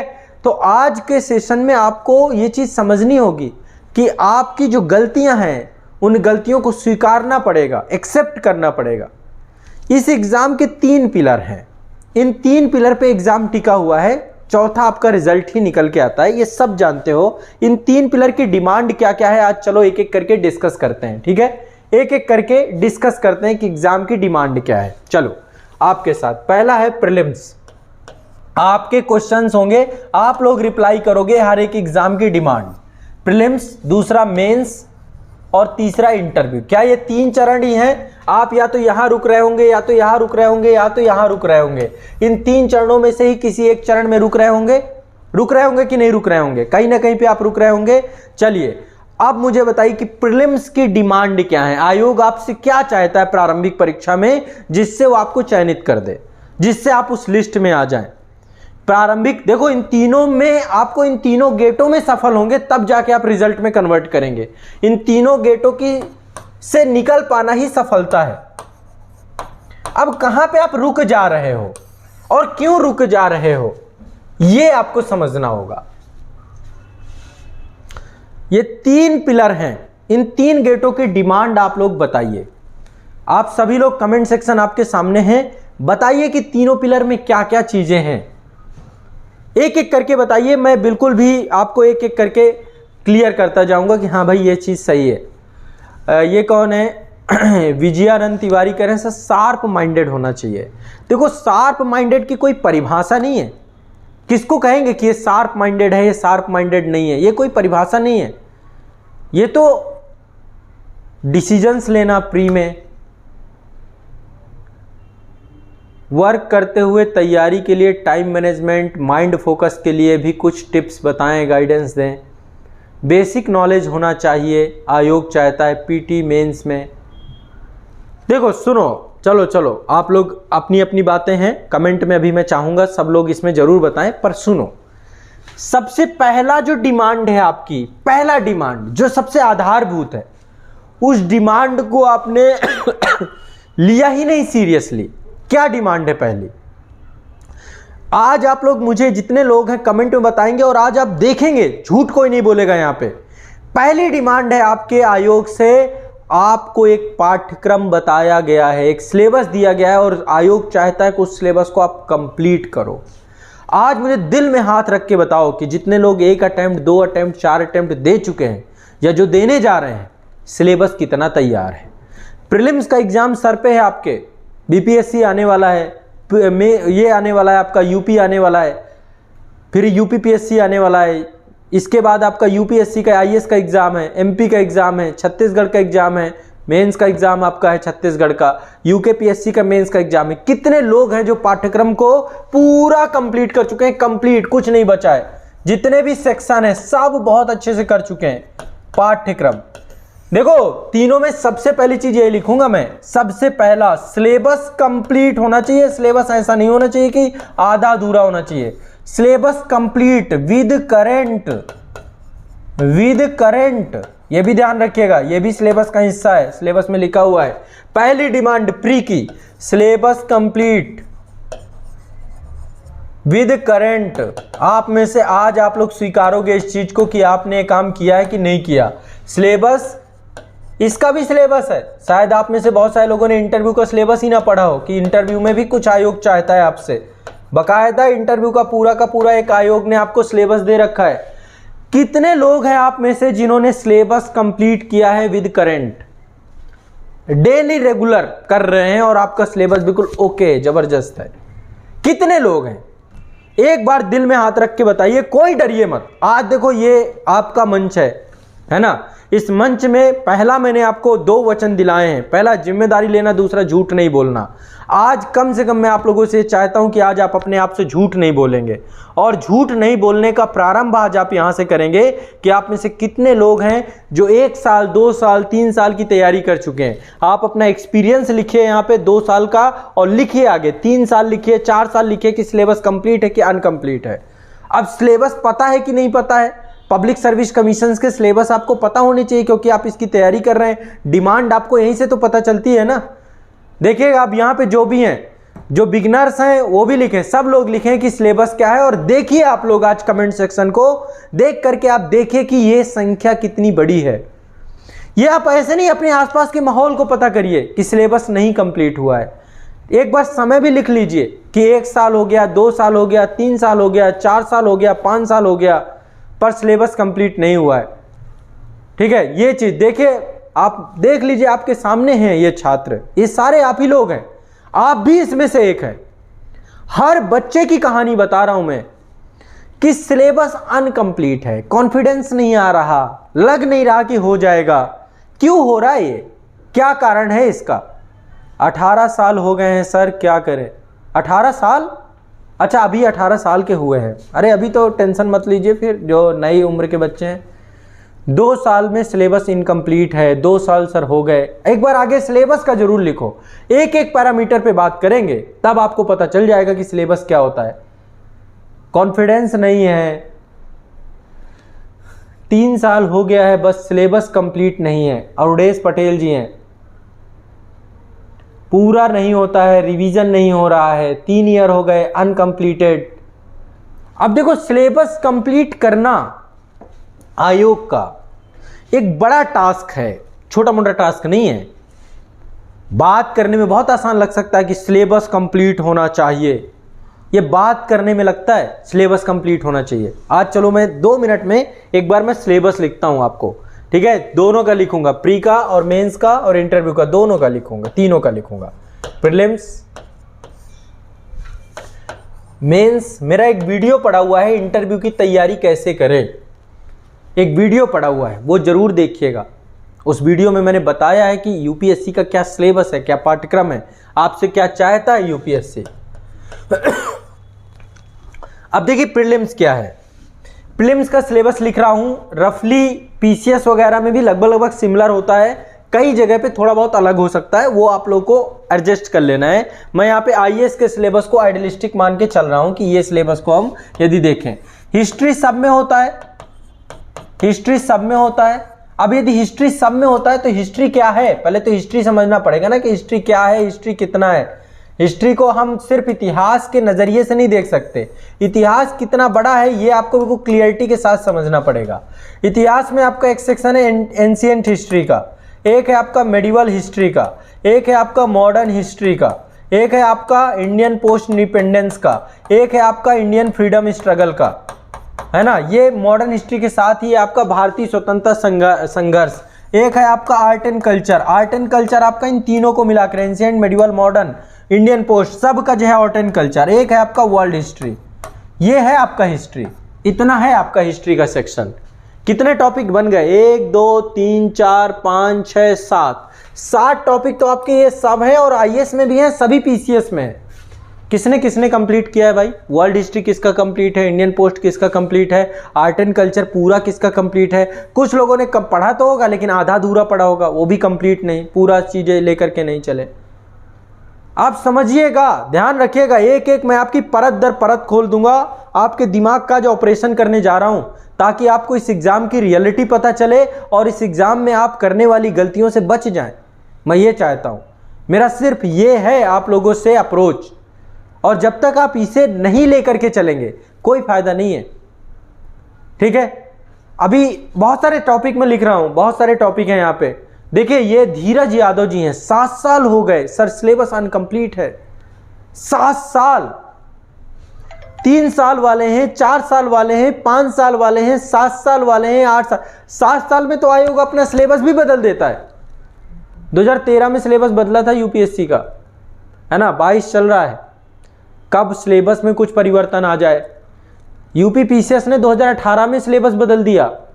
एमपीपीएससी ने अभी पिछले के पिछले साल अपना सिलेबस बदल दिया। किसका सिलेबस का? 68 बीपीएससी में हो सकता है बीपीएससी भी सिलेबस बदले, क्योंकि 65वीं के बाद से लगातार चल रहा है कि 66वीं बदलेंगे, 67वीं बदल देंगे, 68वीं बदल देंगे। कब बदल दे आयोग? तो आपको तय करना पड़ेगा, अपना निर्धारित समय तय करना पड़ेगा कि भाई 2 साल बहुत हैं जीवन के यूपीएससी की तैयारी के लिए, 3 साल जीवन के बहुत हैं। जब तक हम ये तय नहीं करेंगे तो क्या है फिर, कब करोगे, कितना करोगे? जीवन में सिर्फ एक ही काम थोड़ा ना बचा है। पर वो 2 साल बहुत निर्णायक होने चाहिए, 2 साल बहुत फोकस्ड होने चाहिए, डाइवर्जेंस जीरो होने चाहिए, कम्युनिकेशन जीरो होने चाहिए। आप लोगों को क्या लगता है पता है? मैं आप लोगों की आज मानसिकता बताता हूं। आप यूपीएससी करने की तैयारी में आते हैं, जैसे ही तैयारी चालू करते हैं आप दुनिया भर की चीज़ें पढ़ते हैं, सोशल सर्विसेज के बारे में जानते हैं, देश के इतिहास के बारे में जानते हैं, भूगोल के बारे में जानते हैं, कितनी सारी चीज़ें आप जानना चालू कर देते हैं। आपको जानते हैं क्या लगता है? आप बहुत इमोशनल व्यक्ति हैं, बहुत इमोशनल हैं। ये हम भारतीयों के साथ दिक्कत है। हम लोगों के साथ क्या है, इमोशनल, हम इतना ज़्यादा इमोशनल हो जाते हैं चीज़ों को लेकर के, फिर हम क्या करते हैं, हम खुद समाज सेवा सोचने लग जाते हैं। अरे पहले अर्जित तो करो, पहले अर्जन करो, तब तो समाज सेवा करोगे। पहले देने के लिए कुछ होना भी तो चाहिए आपके पास। ये बताओ, बिना मेरे पास कुछ होगा नहीं तो मैं आपको दूंगा क्या? आपको अर्जित करना है, ये पहली आपकी नीड होनी चाहिए। चाहे शिक्षा हो, चाहे धन हो, हर चीज पहले आप अर्जित करोगे तब तो समाज सेवा करोगे। मुझे बताओ तो, शुरुआती दौरान जो आपका होना चाहिए उसमें आपको इन सब चीजों से अपने आप को ऊपर उठा के पहले अर्जित करना है। आपके अंदर स्वास्थ्य होगा तभी तो स्वास्थ्य बताएंगे आप लोगों को। जब तक आपके अंदर ज्ञान नहीं होगा तो ज्ञान देंगे कैसे आप लोगों को? बिना हुए देना चालू कर दें, यह भी एक बहुत बड़ा प्रॉब्लम है। तो आप तो अपनी खुद की समस्याओं को लेकर के ही जूझ रहे हैं, बहुत सारी जद्दोजहद में हैं आप। उन समस्याओं के समाधान के लिए पहले आपको काम करना चाहिए। तो पहले ये इमोशनली आपको अपने आप को मजबूत बनाना है, मानसिक तौर पर। जैसे एक ये चलता है बच्चों के साथ, मैं एक और आपको बात बता रहा हूं। घर में माता पिता की आर्थिक स्थिति कैसे भी हो सकती है, किसी की बहुत अच्छी भी हो सकती है, कोई अच्छे परिवार से हो सकता है, कोई बहुत बुरे परिवार से हो सकता है, दोनों कंडीशन हो सकती है। मैं जिस पृष्ठभूमि से हूं, मेरे घर की स्थिति अच्छी नहीं थी। एक चीज ध्यान रखना पड़ेगा आपको, चूंकि आपके अंदर ये गुण है कि आप इमोशनल हो जाते हैं। आप पता चला तैयारी कर रहे हैं, साल भर हुआ, आपको लगता है मुझे कुछ कर लेना चाहिए, है ना, मुझे कुछ कर लेना चाहिए, अपने माता पिता की मदद करनी चाहिए, मुझे क्यों उनसे मंगवाना चाहिए। और फिर इसके बाद जो आप चालू करते हैं ना अपने जीवन के साथ, छोटी छोटी चीज़ों में उलझना चालू हो जाते हैं। माता पिता की प्रॉब्लम्स हैं, आपके आने से इस धरती के पहले भी माता पिता ने अपने लाइफ को चलाया है, उन्होंने आपको जन्म दिया है, वो आपका पालन पोषण कर रहे हैं, आपको शिक्षित कर रहे हैं, सब उनका दायित्व है, उनका कर्तव्य है। और आपका सिर्फ ये काम होना चाहिए कि उनके द्वारा किया गया कर्तव्य व्यर्थ न चला जाए। आप पढ़ें और पढ़ करके उसको शिक्षा में बदल दें, उसको एक सक्सेस में बदल दें। आपको सिर्फ इसमें फोकस करना चाहिए, ना कि आपका फोकस इन चीज़ों में होना चाहिए कि आप जो है कैसे अभी मदद करने लग जाए या कैसे। इसलिए थोड़ा ना माता पिता ने आपको घर से बाहर भेजा है, ना इसलिए आपके माता पिता ने। तो पहला सबसे इंपॉर्टेंट चीज, इमोशनल फूल नहीं बनना है। 2 साल 3 साल की तैयारी का जो प्रोसीजर होता है उसमें मानसिक तौर पे मजबूत बन के रहना है। बहुत सारे लोग होंगे आप में से, इसमें से जिनका यही दिक्कत हो जाती है कि बस मैं अपने माता पिता की मदद करना चालू कर दूं। सर कोई काम बता दीजिए, आपके यहाँ कोई काम हो तो मैं उसको मैं 1000 बार मना करता हूं बच्चों को कि नहीं अभी कुछ नहीं करना, पढ़ाई है तो पढ़ाई है, सिर्फ पढ़ाई है तो पढ़ाई है।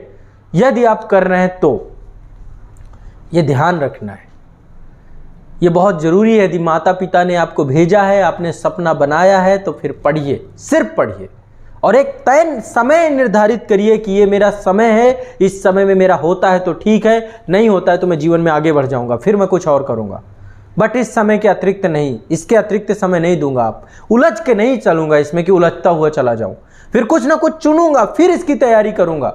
यूपीएससी ऐसे तो नहीं छूटेगा ना। एक बार इसका मजा आपने चख लिया, एक बार इसको दिमाग में आपके बैठ गया तो फिर ये आप इसको छोड़ नहीं पाओगे जब तक आपकी उम्र नहीं निकल जाएगी। और उम्र भी निकल गई तो जब जब रिजल्ट आएगा दिल में आपको पीड़ा होगी कि शायद आपने थोड़ा मेहनत कर ली होती, शायद आपने अपना फोकस कर लिया होता, शायद आपने अपना समय ऐसे ही व्यर्थ न गंवाया होता, है ना। बहुत सारे लोगों को ये पीड़ा होती है कि मैंने देखो कितना समय अपना खराब कर दिया, शायद थोड़ा फोकस कर लेता मैं भी इस लिस्ट में होता, मैं भी सिविल, जब आप सिविल सर्वेंट के पास जाओगे किसी काम को लेकर, तब आपको चुभन होगी, तब तक आपको पीड़ा होगी। इसलिए आज समय है, आज आपके पास मौका है, आज आपके पास दस्तूर है, सब कुछ है। अपना एक समय निर्धारित करिए, एक तय करिए कि आप किस साल को अंतिम साल बनाएंगे, निर्णायक साल बनाएंगे, सिलेक्शन ईयर बनाएंगे, और उस ईयर में आप कंप्लीट सिलेक्शन लेंगे। उसके लिए अपने आप को झोंक देंगे पूरी तरीके से, सारी चीजों से हट करके सिर्फ और सिर्फ प्रिपरेशन ही आपका एकमात्र माध्यम बनेगा। सिर्फ और सिर्फ आप पढ़ाई के बारे में ही सोचेंगे, पढ़ाई ही आपका मूल मंत्र बन जाएगा, आपका चयन उस साल में होगा। आपको 100% देना पड़ेगा। टुकड़ों में यूपीएससी का ना तो प्रिपरेशन होता और टुकड़ों में ना तो इस एग्जाम को क्वालिफाई किया जाता। ठीक है, ध्यान रखना है, ये बहुत जरूरी है बच्चों। यदि ये नहीं कर पाए तो कोई फायदा नहीं होगा। मैं यहाँ पे सिलेबस की बात में कर रहा था, ये देखो हिस्ट्री का सिलेबस है, दूसरा है आपका पॉलिटी का सिलेबस। ठीक है, पॉलिटी का सिलेबस। अब कैसे मान के चलेंगे कि पॉलिटी कंप्लीट हो गई, हिस्ट्री कंप्लीट हो गई, अभी मैं बताता हूं, ये भी चीज तय करूंगा। और यदि आपने वो दोनों काम नहीं किए तो भी आपका अधूरा हो सकता है सिलेबस। ठीक है, आपके खुद के सिनॉप्सिस होने चाहिए। मार्केट में मुझे नोट्स दे दो, मुझे इसके नोट्स दो, मुझे उसके, अरे किसी के नोट्स कल्याण नहीं करेंगे आपको। आपके खुद के नोट्स, आपके खुद के सिनॉप्सिस, उन पे भरोसा करिए। आपको सिनॉप्सिस बनाने पड़ेंगे, अपने खुद के मास्टर नोट्स बनाने पड़ेंगे, आपको खुद के सेल्फ नोट्स बनाने पड़ेंगे, तब जाके आपको चीजें, जो भूलने की बीमारी है, समाप्त हो जाएगी जीवन भर के लिए। जो ये याद नहीं रहता, मैं भूल जाता हूं, मेरे अंदर कॉन्फिडेंस नहीं आ रहा, ये कारण ये है कि हम हर चीज अभी रेंटेड है हमारी, हम दूसरी स्रोतों पे आधारित है। हमने खुद का कुछ भी क्रिएट नहीं किया, खुद के नोट्स नहीं बनाए। और सब इतना लंबा प्रोसीजर नहीं है, सब 15 से 16 महीने की कहानी है। यदि एक सही मार्गदर्शन में आप 15 से 16 महीने काम कर गए तो आपका भला हो जाएगा। ठीक है, तो मुझे आने वाले इस पूरे सेशन में सुनिए और इसको आने वाले एक साल में अप्लाई करिए। मैं आपको लिख के देता हूं, आप ना चयनित हो जाए तो बताएंगे। मार्गदर्शन के मामले में बहुत आधारभूत और बहुत बारीकियों के साथ आपको डिस्कस कर रहा हूं चीजों को। तो दूसरा सब्जेक्ट आपका पॉलिटी है, तीसरा सब्जेक्ट आपका इकोनॉमी है, तीसरा सब्जेक्ट आपका इकोनॉमी है। ठीक है, इसके बाद नेक्स्ट सब्जेक्ट आपका क्या है, साइंस है। चौथा सब्जेक्ट आपका साइंस है। साइंस में भी 3 सेक्शन आपके हैं, वैसे मैं 4 कह देता हूं लेकिन उसको मैं मेंस में रख दूंगा। पहला है आपका फिजिक्स, ठीक है, दूसरा है आपका केमिस्ट्री, तीसरा है आपका बायोलॉजी। ठीक है, एक आपका साइंस टेक भी जुड़ गया है, आपका साइंस एंड टेक, वो ऐसे मेंस में भी है बट यहां पे भी क्वेश्चन पूछता है साइंस से। इसके बाद नेक्स्ट है आपका 5वां नंबर आपका इन्वायरमेंट, पर्यावरण, ये आपका सिलेबस है। 6वें नंबर पे आपका क्या बचा है यहाँ पे, ज्योग्राफी। ये मैं प्रीलिम्स के लिख रहा हूँ जितने भी टॉपिक हैं आपके। ज्योग्राफी में भी आपको पता है इंडियन ज्योग्राफी। अब आप आधा अधूरा पढ़ के यदि आपको लगता है तो भी आप भ्रम में, फिजिकल ज्योग्राफी, ये 3 टॉपिक आपके ये है। इसके बाद और क्या है आपका टॉपिक, डेटा कुछ आपको याद करना पड़ता है, बहुत सारे आंकड़े आपको याद करने चाहिए, जो आंकड़े आपको याद होने चाहिए। आंकड़े, अब आंकड़े में क्या क्या चीजें होती हैं, एक तो सेंसस के डेटा आपको याद होना चाहिए, सेंसस से क्वेश्चन आते हैं आपके। सेंसस के बाद आपको इकोनॉमिक सर्वे, वैसे इकोनॉमी का टॉपिक है लेकिन ये डेटा रिलेटेड बहुत सारे टॉपिक यहाँ पे होते हैं।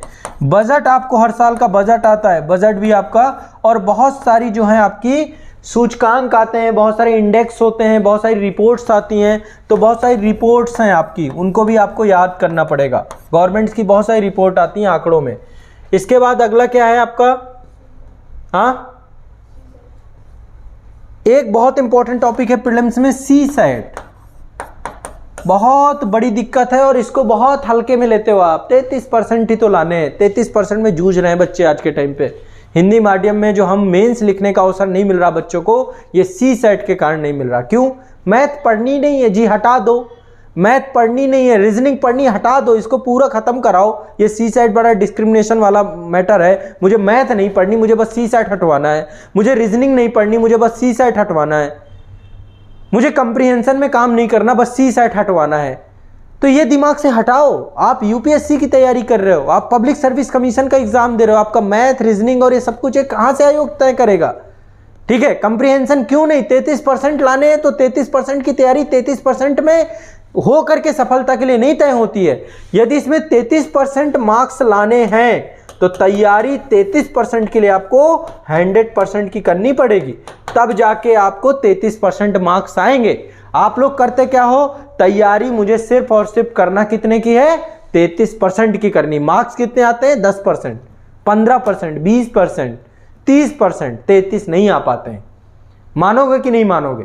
है समस्या कि नहीं समस्या है, बताइए। है समस्या, ये बड़ी समस्या है। आप लोग सी साइट को किस पैरामीटर से लेकर के चलते हो? सी साइट को आप क्या समझ के चलते हो, बताइए। यहां पे ये कितना मतलब आप यदि ये चीज को नहीं लेकर के चलोगे तो एक तरीके से ये तो बहुत बड़ा अपराध है ना। नहीं हो अपराध तो बताओ मेरे लिए, बताओ कि अपराध है कि नहीं है। आप यदि एक सब्जेक्ट को इग्नोर कर दे रहे हैं, पंगु बना दे रहे हैं, जो आपका एक एंट्री बैरियर है।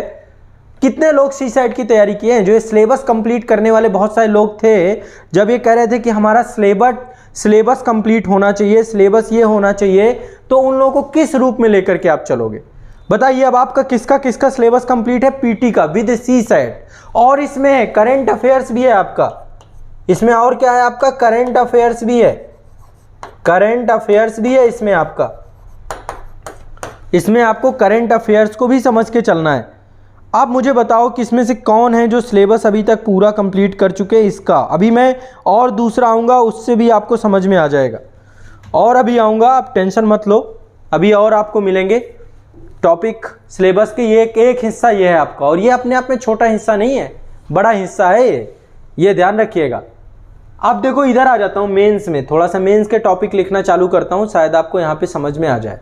मेंस में एक टॉपिक है आपका इंडियन सोसाइटी का। वैसे ये वर्ल्ड हिस्ट्री और आर्ट एंड कल्चर आपका मेंस में फोकस टॉपिक है, लेकिन मैंने हिस्ट्री के साथ यहाँ पे लिख दिया है इंडियन सोसाइटी, भारतीय समाज, बड़ा टॉपिक है आपका। क्या आपने कंप्लीट किया है? गवर्नेंस का टॉपिक क्या आपने कंप्लीट किया है? सोशल जस्टिस का टॉपिक क्या आपने कंप्लीट किया है? इंटरनेशनल रिलेशन का टॉपिक क्या आपने कंप्लीट किया है? साइंस एंड टेक का टॉपिक क्या आपने कंप्लीट किया है? डिजास्टर मैनेजमेंट का टॉपिक क्या आपने कंप्लीट किया है? इंटरनल सिक्योरिटी का टॉपिक क्या आपने कंप्लीट किया है? या फिर अन्य जितने भी टॉपिक हैं, जैसे इथिक्स का टॉपिक आपका एक बड़ा सेक्शन ये आपका जुड़ा हुआ है कई पब्लिक सर्विस कमीशन में, क्या आपने कंप्लीट किया है? अब यदि आपको इसमें से बहुत सारे लोग होंगे जिन्होंने कहा कि भाई मेरा कंप्लीट हुआ है, कुछ लोग होंगे और देखा, बता दे रहा हूं यहाँ पे दो चीजें और हैं। एक आपका इंग्लिश कंपलसरी पेपर है, कंपलसरी है आपका इंग्लिश का, और एक हिंदी का कंपलसरी पेपर है, ठीक है। एक चीज और है यहाँ पे एस्से का टॉपिक। एस्से में कितना काम कर रखा है आपने? ये सब तैयारी से पहले के टॉपिक हैं, बताओ भाई। अब इसमें से बताइए किसका कितना, जो 100% वाले हैं वो थोड़ा सामने आए मेरे साथ। चैट सेक्शन में 100% वाले सामने आ जाएं कि भाई मैंने सिलेबस 100% कंप्लीट किया है। मैंने आपको शुरुआत जो की थी पैरामीटर से की थी। ये पैरामीटर्स थे कि पहला मानदंड है आपका, जो पहली डिमांड है, सिलेबस कंप्लीट होना चाहिए विद करंट, एग्जाम को क्वालिफाई करने के लिए। बताइए, यदि हमने इनमें काम नहीं किया है तो कहीं ना कहीं पे हम कमजोर हो, कहीं ना कहीं पे हम बहुत वीक हो जाएंगे। अभी और है डिमांड में सिर्फ एक डिमांड मैंने बताई, सिलेबस कंप्लीट होना। और डिमांड है आपके 30% हुआ है, बहुत सारे बच्चे हैं। अच्छा चलो, एक तो ये आपका हो गया सिलेबस कंप्लीट विद करंट, ठीक है। अब ये आप अपने दिल में हाथ रखो, अपने आप से पूछो, अपने आप से ये क्वेश्चन करो कि आपने क्या किया है, और यदि आपने जो किया है उस करने में आप कितना जिम्मेदार हो, क्यों नहीं किया, क्या कारण रह गया, क्या कारण नहीं हो गया। अभी आप तो सिलेबस पूरा कंप्लीट हो। अब बस सिलेबस कंप्लीट का मतलब क्या है मेरा? सिलेबस कंप्लीट में दो चीज़ें होनी चाहिए। यदि आपने या तो कोई क्लास कर रहे हैं, आप कहीं से भी कोचिंग कर सकते हैं। आप में से बहुत सारे बच्चे होंगे जो कोचिंग वाले होंगे, कई संस्थानों से जुड़े होंगे। कुछ इस संस्थान से जुड़े होंगे आज़ाद IAS अकेडमी से, कुछ अन्य किसी भी संस्थान से जुड़े हो सकते हैं। बहुत सारे संस्थान हैं, कहीं ना कहीं से पढ़ रहे हैं, सारे अच्छे हैं। बहुत सारे होंगे जो इंस्टीट्यूट के माध्यम से तैयारी जिन्होंने की होगी। देखो, इंस्टीट्यूट कोर्स कंप्लीट करवाते हैं, ऐसा नहीं है कि नहीं करवाते हैं, लेकिन जहाँ तक मेरा अनुभव है, मेरा एक्सपीरियंस है कि 100% तो वहाँ भी नहीं हो पाता है, संभव ही नहीं है। वो तो आपको एक टॉपिक के बारे में आसानी से समझा देते हैं। सिर्फ और सिर्फ यदि आप सोच रहे हैं कि कोचिंग के क्लासेस से सब कुछ हो जाता है, मैंने तभी बहुत कोशिश की है कि एक एक टॉपिक को बहुत डिटेल करा दूं, बहुत डीप करा दूं, सब कुछ पढ़ा दूं। इसके बावजूद भी मैं ये चीज़ कहने को तैयार हूं कि 100% तो वहाँ पर भी नहीं मिलेगा आपको, संभव ही नहीं है। कोई भी कोचिंग हो, इंडिया की कोई भी बड़ी से बड़ी कोचिंग हो, ये आज मैं आपको बोल रहा हूँ, एक संस्थान को मैं रन कर रहा हूँ इस बिहाफ पे, कोई भी 100% नहीं करवा सकता। मेरा बहुत बड़ा एक्सपीरियंस है। कोई भी नोट्स उठा लीजिएगा, कोई भी संस्था उठा लीजिएगा, कोई भी कर लीजिएगा, ठीक है। तो पहली चीज़ तो ये है कि यदि आप कहीं से कोचिंग कर रहे हैं और ये मान के चल रहे हैं कि पूरा सिलेबस कंप्लीट हो रहा है, ये अपने आप में एक सत्यता से परे है, आप भ्रम में जी रहे हैं। कोचिंग करिए, कोचिंग में बुराई नहीं है। जीवन में गाइड होना चाहिए, जीवन में आपको एक डायरेक्शन देने वाला होना चाहिए। आज आप इस वर्कशॉप सेशन को देख रहे हैं ना, आपको आवश्यकता, सबको आवश्यकता होती है। कई सारी चीज़ें हम नहीं समझ पाते हैं, तो हमें चाहिए अपनी लाइफ में मार्गदर्शक के बिना नहीं होता है। सुबह जब हमारा जन्म होता है ना, जन्म के बाद हमारे माता आपको बहुत कुछ सिखाती हैं। आपको चलना भी वही सिखाती है कि बेटा ऐसे ऐसे चलना है, ऐसे ऐसे कदम रखना है, खड़े हो अगेन खड़े हो, अगेन खड़े हो। यही काम टीचर का है, यही काम शिक्षक का है। पर चलता तो बच्चा ही है ना, पैर तो उसी के होते हैं ना, सिंपल सी बात यह है। तो गाइड होना चाहिए लाइफ में। आपके भाई हो सकते हैं आपके गाइड, आपके मित्र हो सकते हैं आपके गाइड, आपके माता पिता आपके गाइड हो सकते हैं, एक शिक्षक आपका गाइड हो सकता है। कोई भी गाइड आपको अपनी लाइफ में चुनना पड़ेगा जो आपको एक सही मार्गदर्शन दे। और देखो, कोई भी व्यक्ति है, जब आप गाइड चुनते हैं तो आपको कुछ सावधानियां बरतनी चाहिए। पहली सावधानियां बरतनी चाहिए कि आपका जो गाइड है वो ऐसा व्यक्ति होना चाहिए जो व्यक्ति आपको इल्यूजन में ना रखे, भ्रम में ना रखे। जब आपको कुछ बातें किसी की कटु लगने लग जाए, ऐसा लगने लग जाए कि यार ये बात ऐसी कड़वी बात बोल दी है ना, तो आप समझ लीजिएगा कि ये सही व्यक्ति है। सत्यता की पहचान है व्यक्ति की ये। कई बार होता है कि हमें लोगों की बातें बुरी लग जाती हैं। कई सारे लोग ऐसे ऑन द स्पॉट कुछ भी बोल देते हैं। वो सबसे प्योर व्यक्ति होते हैं, क्योंकि वो कोई चीज़ छुपाते नहीं है, इधर गोल गोल नहीं घुमाते हैं। बहुत सारे लोग आपने अपने लाइफ में देखे होंगे, वो बहुत बेस्ट पर्सन होते हैं अपनी लाइफ में। ऑन द स्पॉट आपको कोई भी चीज़ बोल देंगे जो उन्हें लग जाएगी। थोड़ी देर के लिए तो आपका मन विचलित होगा, लेकिन ये आपके लिए मैं इंडिकेशन बता रहा हूँ कि ऐसे लोग जीवन में बहुत कम हैं। लोग चाटुकारिता कर रहे हैं आज के टाइम में और कुछ नहीं कर रहे हैं। गाइड के साथ भी यही हो जाता है। बहुत सारे गाइड आपको बोल देंगे अरे नहीं नहीं हो जाएगा, बहुत अच्छा है, चलो अभी एडमिशन कराओ, अभी ये कराओ, वो कराओ, ऐसे कराओ, वैसे कराओ, है ना। सब जो है आज के टाइम पे मनी माइंडेड हो चुके हैं। तो ऐसे में पहले आपको यह तय करना पड़ेगा कि यहाँ पे सत्यता कितनी है गाइड को चुनने में, जो आपकी कमियों को आपको बताए कि अभी कमियां हैं, इन कमियों को, और क्या है, परफेक्शंस ऐसे नहीं आएंगे आपको, वो कमियां, और उसके पास एक अनुभव होना चाहिए, फील्ड वही होनी चाहिए, उसी फील्ड में लगातार काम करने वाला होना चाहिए। ये दो चीज़ों को लेकर के आपको गाइड में सावधानी बरतनी चाहिए, ठीक है। तो जीवन में गाइड का एक महत्व है, और जो गाइड होगा ना आपके लाइफ का, रियलिस्टिक गाइड, उसकी बातें आपको समझ में आने लग जाएंगी। उससे आपका मन तृप्त होने लग जाएगा। आपको लगने लग जाएगा कि हाँ भाई मैं जो है करीब हूँ, जो चीज़ें मुझे समझाई जा रही मुझे समझ में आ रही हैं, शायद मैं गलतियाँ कर रहा था, शायद सुधार की दिशा में हूँ। एक कॉन्फिडेंस आने लग जाएगा, एक विश्वास बढ़ने लग जाएगा, एग्जाम के प्रति आपका डर कम होने लग जाएगा। ये एक अच्छे गाइड की परिभाषा होती है। जब मार्गदर्शन, डॉक्टर है, यदि अच्छा डॉक्टर मिल गया, एक दवा देगा ना आपको, एक दवा के बाद ही आपके अंदर सुधार आने चालू हो जाएंगे। आपको पता चल जाएगा डॉक्टर अच्छा है, दवाएं अच्छी दे रहा है ना। अन्यथा फिर क्यों करते हो, डॉक्टर बदल देते हो कि नहीं नहीं नहीं मज़ा नहीं आ रहा। तो अपने गाइड में भी आपको ध्यान रखना चाहिए कि यदि आपको उसके सजेशंस को फॉलो करने के बाद लाइफ आसान सी लग रही है, जीवन में कॉन्फिडेंस बढ़ रहा है, आत्मनिर्भरता आ रही है, तो शायद मेरे ख्याल से बेहतर हो सकता है। तो ये भी आपको ध्यान में रखना चाहिए। अब यहाँ पे एक तो आपको कहीं से भी क्लास यदि आपने की है तो क्लास नोट्स प्लस एक स्टैंडर्ड बुक, 10 किताब की बात नहीं कर रहा हूं, 15 किताब की बात नहीं कर रहा हूं, एक सब्जेक्ट पे एक स्टैंडर्ड बुक होनी चाहिए आपके पास। तब मैं मान के चलूंगा कि वो सिलेबस आपने उस टॉपिक का कंप्लीट किया है। एक स्टैंडर्ड बुक पे एक मैंने सेपरेट वीडियो बनाया है, आईएएस का अलग, पीसीएस का अलग, सबका अलग अलग बनाया है। तो आपको क्लास नोट्स, तो मेरे क्लास नोट्स किसी के भी संस्था के आपके हैं प्लस आपको एक बुक पढ़नी चाहिए साथ में, स्टैंडर्ड बुक, चाहे जिसकी हो, एंशिएंट हो, मेडिवल हो, सबकी किताबें अलग अलग, और एक ही पढ़िए, 10 मत पढ़िए। यदि एनसीईआरटी, बहुत सारे लोग कहते हैं एनसीईआरटी पढ़ी लें क्या? अरे यदि आप बहुत औसत दर्जे के छात्र हैं, आपने कभी एनसीईआरटी पढ़ी नहीं, आपके विद्यालय में एनसीईआरटी न चल के बेसिक शिक्षा बुक चलती थी, तो फिर एनसीईआरटी पढ़ लो। यदि आपने एनसीईआरटी पहले पढ़ रखी है, या फिर कोचिंग किस लिए कर रहे हो, संस्थानों की क्या भूमिका है कि आपके फाउंडेशन को क्लियर करें, टॉपिक के बारे में बेसिक बताएं आपको। यदि आप किसी संस्था से जुड़े हो तो भी एनसीईआरटी कोई खास जरूरत नहीं है, बट एनसीईआरटी अच्छी किताबें हैं, बहुत रिसर्च के साथ लिखी गई हैं, पर एक एडवांस बुक। पॉलिटी है तो लक्ष्मीकांत पढ़ो, रमेश सिंह पढ़ो इकोनॉमी में, और अन्य किताबें भी हैं बहुत अच्छी अच्छी, लेकिन कोई एक ही पढ़नी है हमें, कोई एक किताब साथ में। ये यदि आपने दोनों काम किए हैं तो मैं सिलेबस कंप्लीट मानूंगा आपका। यदि आप कहें कि नहीं नहीं मैंने सिर्फ एक ही काम किया है, मैं पहले दिन से, जब से मैं शिक्षा के क्षेत्र में आया हूं, मेरी यही वर्डिंग रही है हमेशा, मैंने हमेशा से आपको गाइड किया होगा कि एक बुक जरूर लेके चलना। मेरे हर एक सेशन की शुरुआत में, हर एक क्लास की शुरुआत में पहली बात यही होती है कि आप जो है क्या करेंगे कि क्लास नोट्स प्लस बुक दोनों पढ़ना है, दोनों के बिना बात नहीं बनेगी। बुक से शब्दावली सीखते हो आप, शब्दों का चयन सीखते हो आपको पता होता है कि आपको जो पढ़ाया जा रहा है कितना सही है कितना गलत है, आपको पता चलता है इस बात का।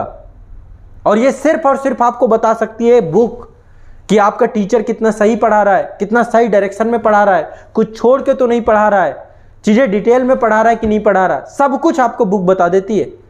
शब्दावली टीचर आसान भाषा में आपको पढ़ाता है, आसानी से समझाने का प्रयास करता है। बुक से आप उस सब्जेक्ट की विषय वस्तु से परिचित होते हैं, शब्दावली से परिचित होते हैं, इसलिए आपको सिलेबस विद करंट, ये आपको कहीं यदि क्लास नोट, यदि सेल्फ स्टडी कर रहे हैं तो आपके पास बुक ही माध्यम है, यूट्यूब माध्यम है, आइकन अन्य कई माध्यम है सेल्फ स्टडी से। सेल्फ स्टडी वाले बच्चे भी कहीं ना कहीं किसी न किसी को देखते हैं, कोई ना कोई टीचर, कोई ना कोई गाइडेंस, कोई ना कोई व्यक्ति चाहिए होता है उन्हें भी। सेल्फ स्टडी का मतलब ये नहीं है कि कोई ना कोई तो है माध्यम ना। बहुत सारे बच्चे हैं जो केवल आज़ादी इस एकेडमी के यूट्यूब चैनल से पढ़ते हैं, वो सेल्फ स्टडी कर रहे हैं, लेकिन तब भी गाइड उनको लाइफ में चाहिए ना, तब भी उन्हें जानकारी होनी चाहिए ना कि मैं क्या करूं। तो इसलिए अब हमें इसको समझना होगा कि हमें बुक के साथ क्लास नोट्स प्लस बुक के साथ पढ़ना होगा, तब हमारा काम कंप्लीट होगा, तब हम चीजें समझेंगे। अब आप में से कितने लोग हैं ये आप तय करेंगे। आप बताएंगे कि आपने बुक भी साथ में पढ़ी है तो कितनी पढ़ी है, क्लास नोट्स, केवल क्लास नोट्स, और इन दोनों की समरी से सेल्फ नोट्स आपके बनने चाहिए। आपको क्या लगता है किसी संस्थान में पढ़ रहे हैं, क्लास नोट्स आपने बना लिए तो आपका काम हो गया? नहीं होगा, आपको सिनॉप्सिस बनाने पड़ेंगे। इंग्लिश मीडियम में जितने भी बच्चे हैं, ज़्यादातर बच्चों को आप देखेंगे सिनॉप्सिस क्रिएट करते हैं, शॉर्टकट में नोट्स बनाते हैं, अपने कीवर्ड में नोट्स बनाते हैं अपने। आपको हर एक सब्जेक्ट के आपको कीवर्ड नोट्स बनाने होंगे। इसके लिए भी अब मैं वीकली टारगेट देने वाला हूं कि एक सप्ताह में कितने किस किस टॉपिक के आपको नोट्स बनाने हैं। इसके लिए भी मैं वीकली टारगेट अभी जल्दी शुरू करने जा रहा हूं आप लोगों के लिए। तो आपको सेल्फ नोट्स बनाना होगा। क्या करना होगा? सेल्फ नोट्स,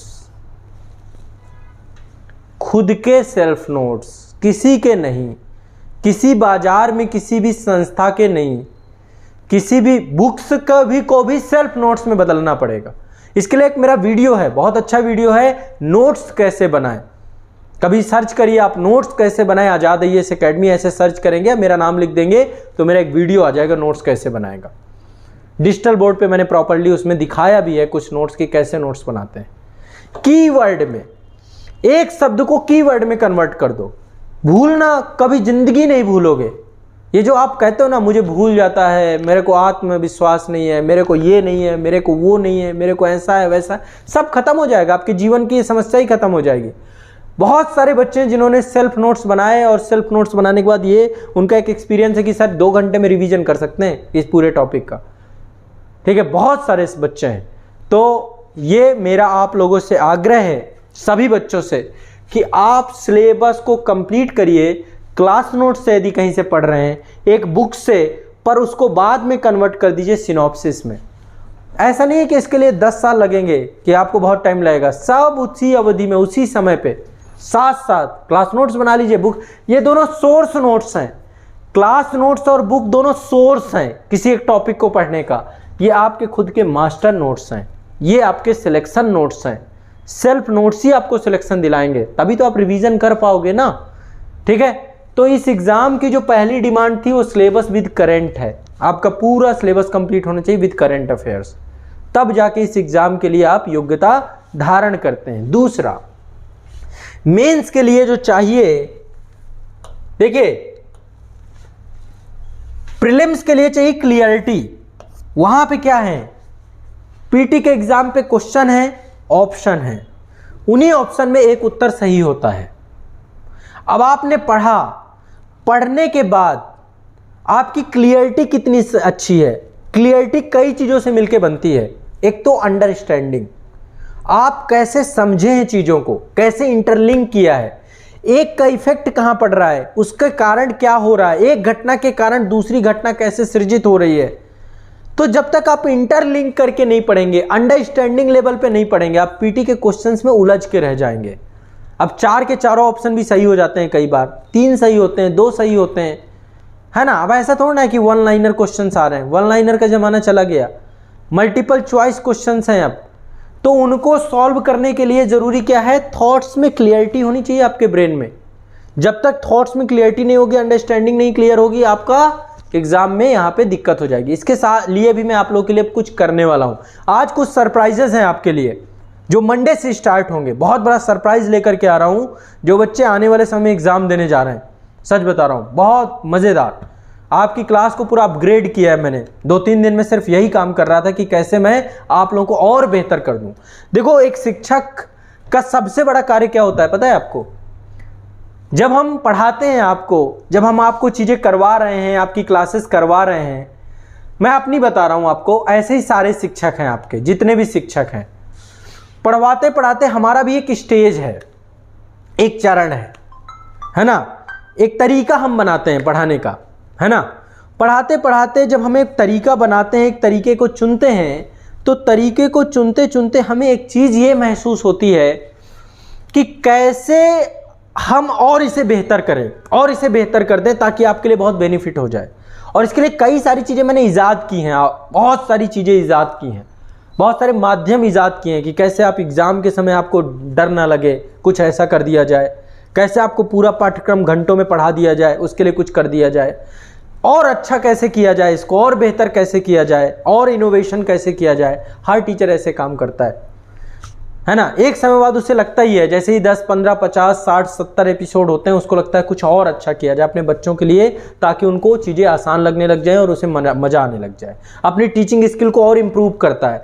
पढ़ाई में भी आप यही काम करते हो, आपको लगता है कि यार अभी मज़ा नहीं आ रहा, और कुछ बेहतर करें, और कुछ अच्छा करें, तो उसमें बैठते हो, आप आत्मचिंतन करते हो, मंथन करते हो, आपको लगता है कि कहाँ पे गड़बड़ है, इसको और बेहतर कैसे करूँ, तो उस डायरेक्शन पे फिर आप वर्क करना चालू करते हो। ठीक है, ये बहुत ज़रूरी होता है बच्चों, बहुत इंपॉर्टेंट होता है। ठीक है, तो चलिए अब मैं आपको कुछ चीज़ें बताने जा रहा हूँ, ध्यान से समझना है आप लोगों को एक एक करके। पहली चीज़ क्या है, पहली चीज़ मैंने आपको बताया सिलेबस विद करंट, जो क्लास नोट्स प्लस बुक, और इससे एक सेल्फ नोट कंप्लीट हो। ये सेल्फ नोट ही सिलेक्शन का आपका माध्यम है, इसी से आप सिलेक्शन में कन्वर्ट कर दोगे अपने आप को। यही नोट्स आपके, और ये हर एक सब्जेक्ट में होने चाहिए। जितने सब्जेक्ट मैंने आपके लिख दिए, ये देखिए सब्जेक्ट जितने भी लिख दिए आपके, प्री के, मेंस के, जितने भी सब्जेक्ट लिख दिए। इंटरव्यू में क्या होना चाहिए, इंटरव्यू क्या है, इंटरव्यू है आपके अंदर झांक करके देखना, एक तरीके इंटरव्यू। अब उसके लिए बहुत सारी चीजें, आपको कई चीजों में काम करना पड़ेगा। सबसे पहले तो अपने आप को जानना पड़ेगा, आपकी हॉबी क्या है, आप अपनी हॉबी में कितना काम करते हैं, आपकी हॉबी क्या है। आपको पता ही नहीं है आपकी हॉबी क्या है, उनमें कभी काम ही नहीं किया है, अपने आप को कभी बैठ के देखा ही नहीं, समझा ही नहीं कि एग्जैक्ट आप क्या चाहते हो, अपने बारे में कितना जानते हो। इंटरव्यू में 3 तरीके के क्वेश्चन होते हैं, इससे ज़्यादा कुछ नहीं। पहला आपके हॉबी के बारे में, यानी आपके व्यक्तिगत जीवन के बारे में कि आपका व्यक्तिगत जीवन कैसा है, आप कैसे व्यक्ति हैं, कैसे आपकी विषय वस्तु है। कभी आप इस पे काम ही नहीं करते, आपको कन्फ्यूजन रहता है अपनी हॉबी को लेकर के।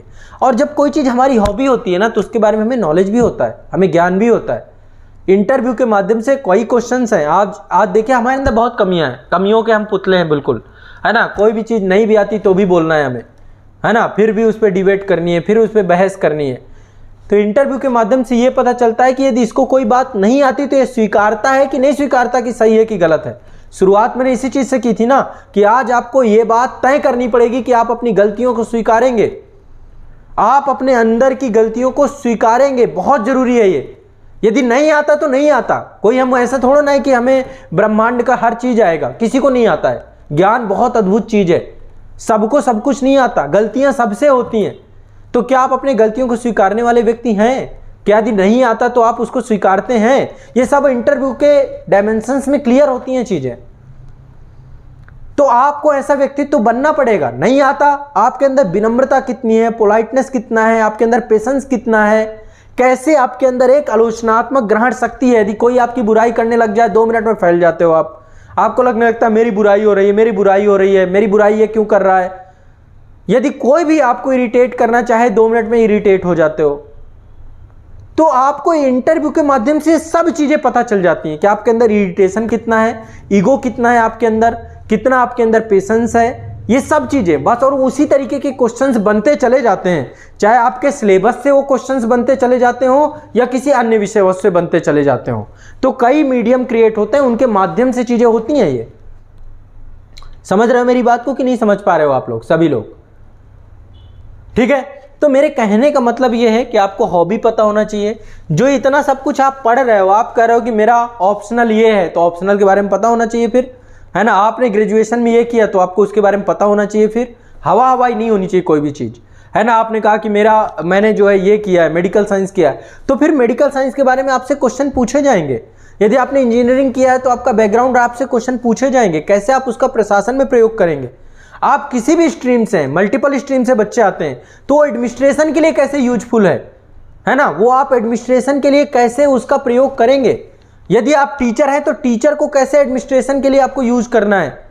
प्रशासन में जाके आप अपने व्यक्तित्व का कैसे प्रयोग करेंगे, यही तो इंटरव्यू है। और क्या है इंटरव्यू? और कुछ नहीं इंटरव्यू। तो ये चीजें आपको बैठनी पड़ेंगी, सोचनी पड़ेंगी, आत्मचिंतन करना पड़ेगा इन चीजों पे। आपको एक विजनरी बनना पड़ेगा। एक प्रशासक में एक बहुत बड़ा जो है उसका गुण होता है, वो विजनरी होता है। वो आने वाली चुनौतियों को समझता है, पहले ही उनके सॉल्यूशंस में खड़ा होता है। कभी भी कोई भी एडमिनिस्ट्रेटर होगा वो हमेशा सॉल्यूशन के साथ खड़ा होगा, कभी वो प्रॉब्लम बेस्ड प्रॉब्लम्स पे नहीं खड़ा होगा।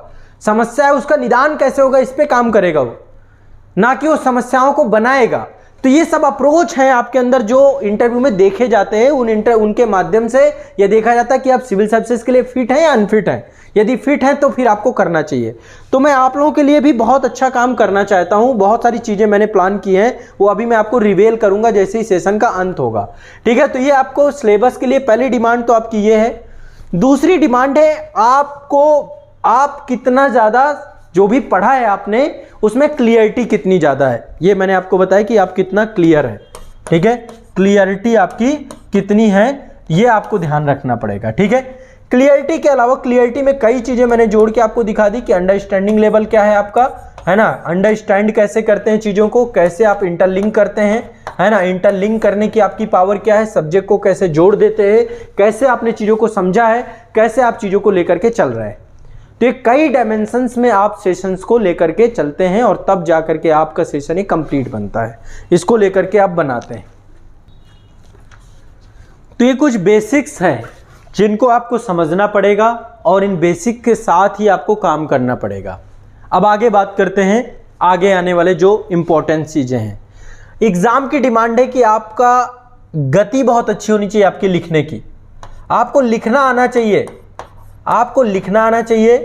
प्रीलिम्स आपको कहता है कि आपको समझना आना चाहिए, समझना आना चाहिए। मेंस आपको कहता है कि आपको लिखना आना चाहिए और इंटरव्यू कहता है कि आपको बोलना आना चाहिए। ये तीनों चीजें हैं अलग अलग, तीनों स्किल हैं। आपका कम्युनिकेशन जो भी आपने पढ़ा उसको आपने समझा कितना, ये आपको प्रीलिम्स के लिए जरूरी है। आप ये चीज लिख लो, ये बहुत जरूरी है, बहुत इंपॉर्टेंट है। 3 बड़े सिद्धांत है, 3 बड़े पिलर्स हैं आपके एग्जाम के। इन 3 बड़े पिलर्स के आधार पे ही आप तय कर पाओगे अपने एग्जाम के पूरे स्तर को। ये 3 पिलर्स ही हैं, ये ध्यान रखना है आपको। और ये 3 पिलर्स क्या हैं मैंने आपको बहुत स्पष्ट और बहुत आसानी समझा दिया। पूरे सिलेबस को समझना आना चाहिए, पूरे सिलेबस को लिखना आना चाहिए और लिखने के लिए गति होनी चाहिए आपकी, एक स्पीड होनी चाहिए। बहुत सारे लोग लिख तो लेते हैं लेकिन स्पीड नहीं है, उसका क्या उपाय है, उसका क्या निदान है? तो आपके अंदर एक स्पीड होनी चाहिए, गति होनी चाहिए, यह भी आपको तय करना है। बताइए कितने लोग हैं जिनकी स्पीड और गति में दोनों में सामंजस्य है? कितने छात्र हैं जिनकी स्पीड और इसमें किसी भी तरीके का सामंजस्य को लेकर के दिक्कत है? कितने लोग हैं? एक बार मुझे चैट सेक्शन में आप सभी का इसमें चाहिए कि आपको इस पे भी काम करना पड़ेगा। केवल सिलेबस और ये सब मतलब आपको संपूर्णता लानी पड़ेगी, नहीं कहीं ना कहीं आप रुक जाओगे बैरियर में। डिमांड्स यही है, आप इस डिमांड की फुलफिलमेंट कितना कर रहे हैं, ये बहुत ज़रूरी है। और ये आपको लगता है कि सब चीज़ें जो है आप यदि इनमें से कोई भी लैग छोड़ देंगे तो आपका कोई भी स्तर जो है कहीं ना कहीं पे आपको डिस्टर्ब कर देगा, जो आपको चाहिए वो नहीं मिलेगा। तो आपको आंसर पहले तो पूरे सिलेबस को समझने के साथ पढ़ना है, जब तक समझेंगे नहीं पढ़ेंगे नहीं। दूसरा, लिखना प्लस गति के साथ लिखना। जिनको लिखना नहीं आता कोई फायदा नहीं है, नहीं निकल पाएगा एग्जाम। लिख लो, कहीं पे लिखना नहीं आएगा जब तक आप एग्जाम नहीं लिख पाओगे, ये एग्जाम आपके लिए बना ही नहीं है, ये एग्जाम आप क्वालिफाई ही नहीं कर पाओगे। मान के चल लो ये बात, मैं बोल रहा हूं एक बड़े एक्सपीरियंस के साथ बोल रहा हूं, ठीक है? इसमें किसी भी तरीके का किसी को कोई दो राय कोई संशय हो तो अभी पूछ सकता है। और लिखने का एक प्रेजेंटेशन होना चाहिए, लिखने का एक तरीका भी आपको सीखना पड़ेगा, बिना तरीके के ये भी काम नहीं चलेगा आपका। तो लिखने का एक तरीका भी सीखना पड़ेगा आपको। और इसके बाद तीसरा जो आपका माध्यम है वो है बोलना। बोलना ये तीसरा माध्यम है आपका। जो भी आपने पढ़ा आप उसे कम्युनिकेट कर पाएं, उसे बोल पाएं, उसे बता पाएं, उसे समझा पाएं किसी को। जब आप समझ जाएंगे किसी बात को तो समझ के उसे लिख भी देंगे। लिखना रटने से नहीं होता है। मैं यहां पे रटने की बात कहीं नहीं कर रहा हूं, पूरे इतने बड़े सिलेबस को, इतने बड़े पाठ्यक्रम को बता दो मैं कहीं पे रटने की बात कर रहा हूं तो फिर क्या रटने की बात हो रही है यहां पे? यहां पे रटना नहीं है, यहां पे 3 पिलर हैं, समझना, लिखना और बोलना। यदि आप समझ लेंगे पूरे सिलेबस को, समझने के साथ पढ़ेंगे तो आप उसे लिख भी लेंगे, और यदि लिख लेंगे तो उसे फिर बोल भी लेंगे। संभव है, कठिन नहीं है, बिल्कुल संभव है। इसलिए हमें इन तीनों पे काम करना पड़ेगा। अब आपने लिखने में काम बहुत कम किया होता है, आज तक ये लिखने में काम करवाया ही नहीं गया है आपके स्कूलों में, आपके विद्यालयों में। उस स्तर का नहीं करवाया गया जिस स्तर का आयोग को चाहिए। तो रेगुलर लेखन कार्य भी आपको करना पड़ेगा, कम्युनिकेशन भी आपको सीखना पड़ेगा। आपको माध्यम मिले होंगे कम्युनिकेशन के, पर उनमें कम्युनिकेशन आप करते कितना है? इन तीनों का सम्मिश्रण है जो आपको रिजल्ट में, आपकी सफलता में कन्वर्ट होता है, सक्सेस में कन्वर्ट होता है। इन 3 डिमांड्स को पूरा कर दो। ये 3 डिमांड्स ही हैं। प्री की डिमांड्स है सिलेबस को समझना, मेंस की डिमांड है सिलेबस को लिखना एक गति के साथ, एक तरीके के साथ, और इंटरव्यू की डिमांड है पूरे सिलेबस को बोलना। बस ये चाहिए, यही सिलेक्शन है, हर क्षेत्र का सिलेक्शन यही है, यही डिमांड है, यही नीड है। अब इसमें से बहुत सारे लोग हैं समझ लेते हैं बट लिख नहीं पाते। कैसे होगा, कैसे संभव है? ये समझना पढ़ने से जुड़ा हुआ है, विषय वस्तु है। आप पढ़ेंगे आप समझ जाओगे। समझना पढ़ने से जुड़ी हुई विषय वस्तु है। यदि आप पढ़ोगे सिलेबस को तो पढ़ते पढ़ते समझने लग जाओगे। ये इसका एक अंतिम चरण है। लिखना लिखने का चरण है। यदि आप लिखना चालू करोगे तो लिखना सीख जाओगे। लिखना चालू करोगे तो गति आ जाएगी, लिखना चालू करोगे तो तरीका आ जाएगा। तो लिखना लिखने से सीख पाओगे, बोलना बोलने से सीख पाओगे। ये भी बता रहा हूं, बोलना बोलने से सीख पाओगे, बोलना बोलने से सीख पाओगे। लेकिन बोलना बोलने से तब सीख पाओगे जब सुनोगे। सुनना पड़ेगा बोलने के लिए। हर एक अच्छा वक्ता अच्छा लिसनर होता है। जिसका कम्युनिकेशन बहुत अच्छा होता है वो उतना ही अच्छा सुनता है दूसरे को, जिसका कम्युनिकेशन उसे सही लगता है। तो एक अच्छा श्रोता बनिए, सुनिए, सबको सुनिए, जितना सुन सकते हो सुनिए, आप एक अच्छे वक्ता बन जाएंगे। तो बोलने के लिए बोलना तो पड़ता है, लेकिन बोलने से पहले सुनना पड़ता है। एक अच्छा वक्ता बनने के लिए सुनेंगे तो आपको दोनों तरीके की चीज़ें समझ में आएंगी। देखो कितना अच्छा बोल रहा है, या देखो कैसे बोल रहा है, दोनों आप निकलते हैं विकल्प कि ये तो ऐसे ही बोलता रहता है। आप भी ऐसे बोलते रहने वाले व्यक्ति तो मत बन जाइएगा, कोई फ़ायदा नहीं है, कोई ऐसे सब वो नहीं हुआ है। तो पब्लिक स्पीकिंग बहुत कठिन काम नहीं है, आसान काम है। सुनना तो चालू करिए, जितना सुनेंगे बस उसी को आगे फिर कैरी फॉरवर्ड कर देना है, अपने अंदर अप्लाई करना चालू कर देना है। कभी कभी हमें बहुत सारे लोगों के जो कम्युनिकेशन इसके लिए अच्छे लगने लग जाते हैं, देखिए फिर क्या होगा, आप सफल हो जाएंगे अपने जीवन के हर एक क्षेत्र में। तो आप इस पूरे सिलेबस का यदि मैं जिस्ट निकालूं, पूरे सेशन का जिस्ट निकालूं, तो सिर्फ एक ही है, एक ही जिस्ट है। जिस जिस्ट को आप सभी को धारण करना है अपने अंदर, आपको सिलेबस कंप्लीट करना है। और सिलेबस जब आप कंप्लीट कर रहे हैं तो सिलेबस कंप्लीट करते समय आपको सिलेबस को समझते हुए, सिलेबस को लिखते हुए, सिलेबस को बोलते हुए, अब आपको नोट्स जब बनाएंगे, क्लास नोट्स बनाएंगे, सेल्फ नोट्स बनाएंगे, तो लिख ही तो रहे हैं। फिर लिखने के बाद आंसर राइटिंग को लिखना है तो आंसर राइटिंग के तरीके पे आपको काम करना पड़ेगा।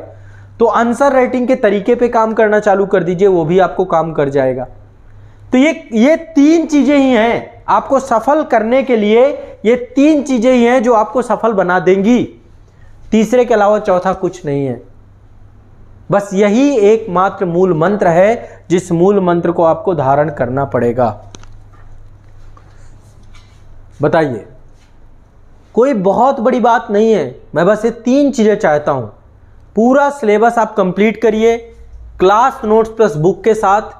अब देखो इसके लिए क्या क्या करना है, हम क्या कर सकते हैं, आपका संस्थान क्या कर सकता है, इसको लेकर के मैंने डिसाइड किया है आने वाला एक साल आपके साथ में कुछ करने जा रहा हूं। और ये इसी सप्ताह से चालू हो जाएगा, इसी वीक से चालू हो जाएगा, इसी सप्ताह से हम प्रारंभ करने जा रहे हैं इसको।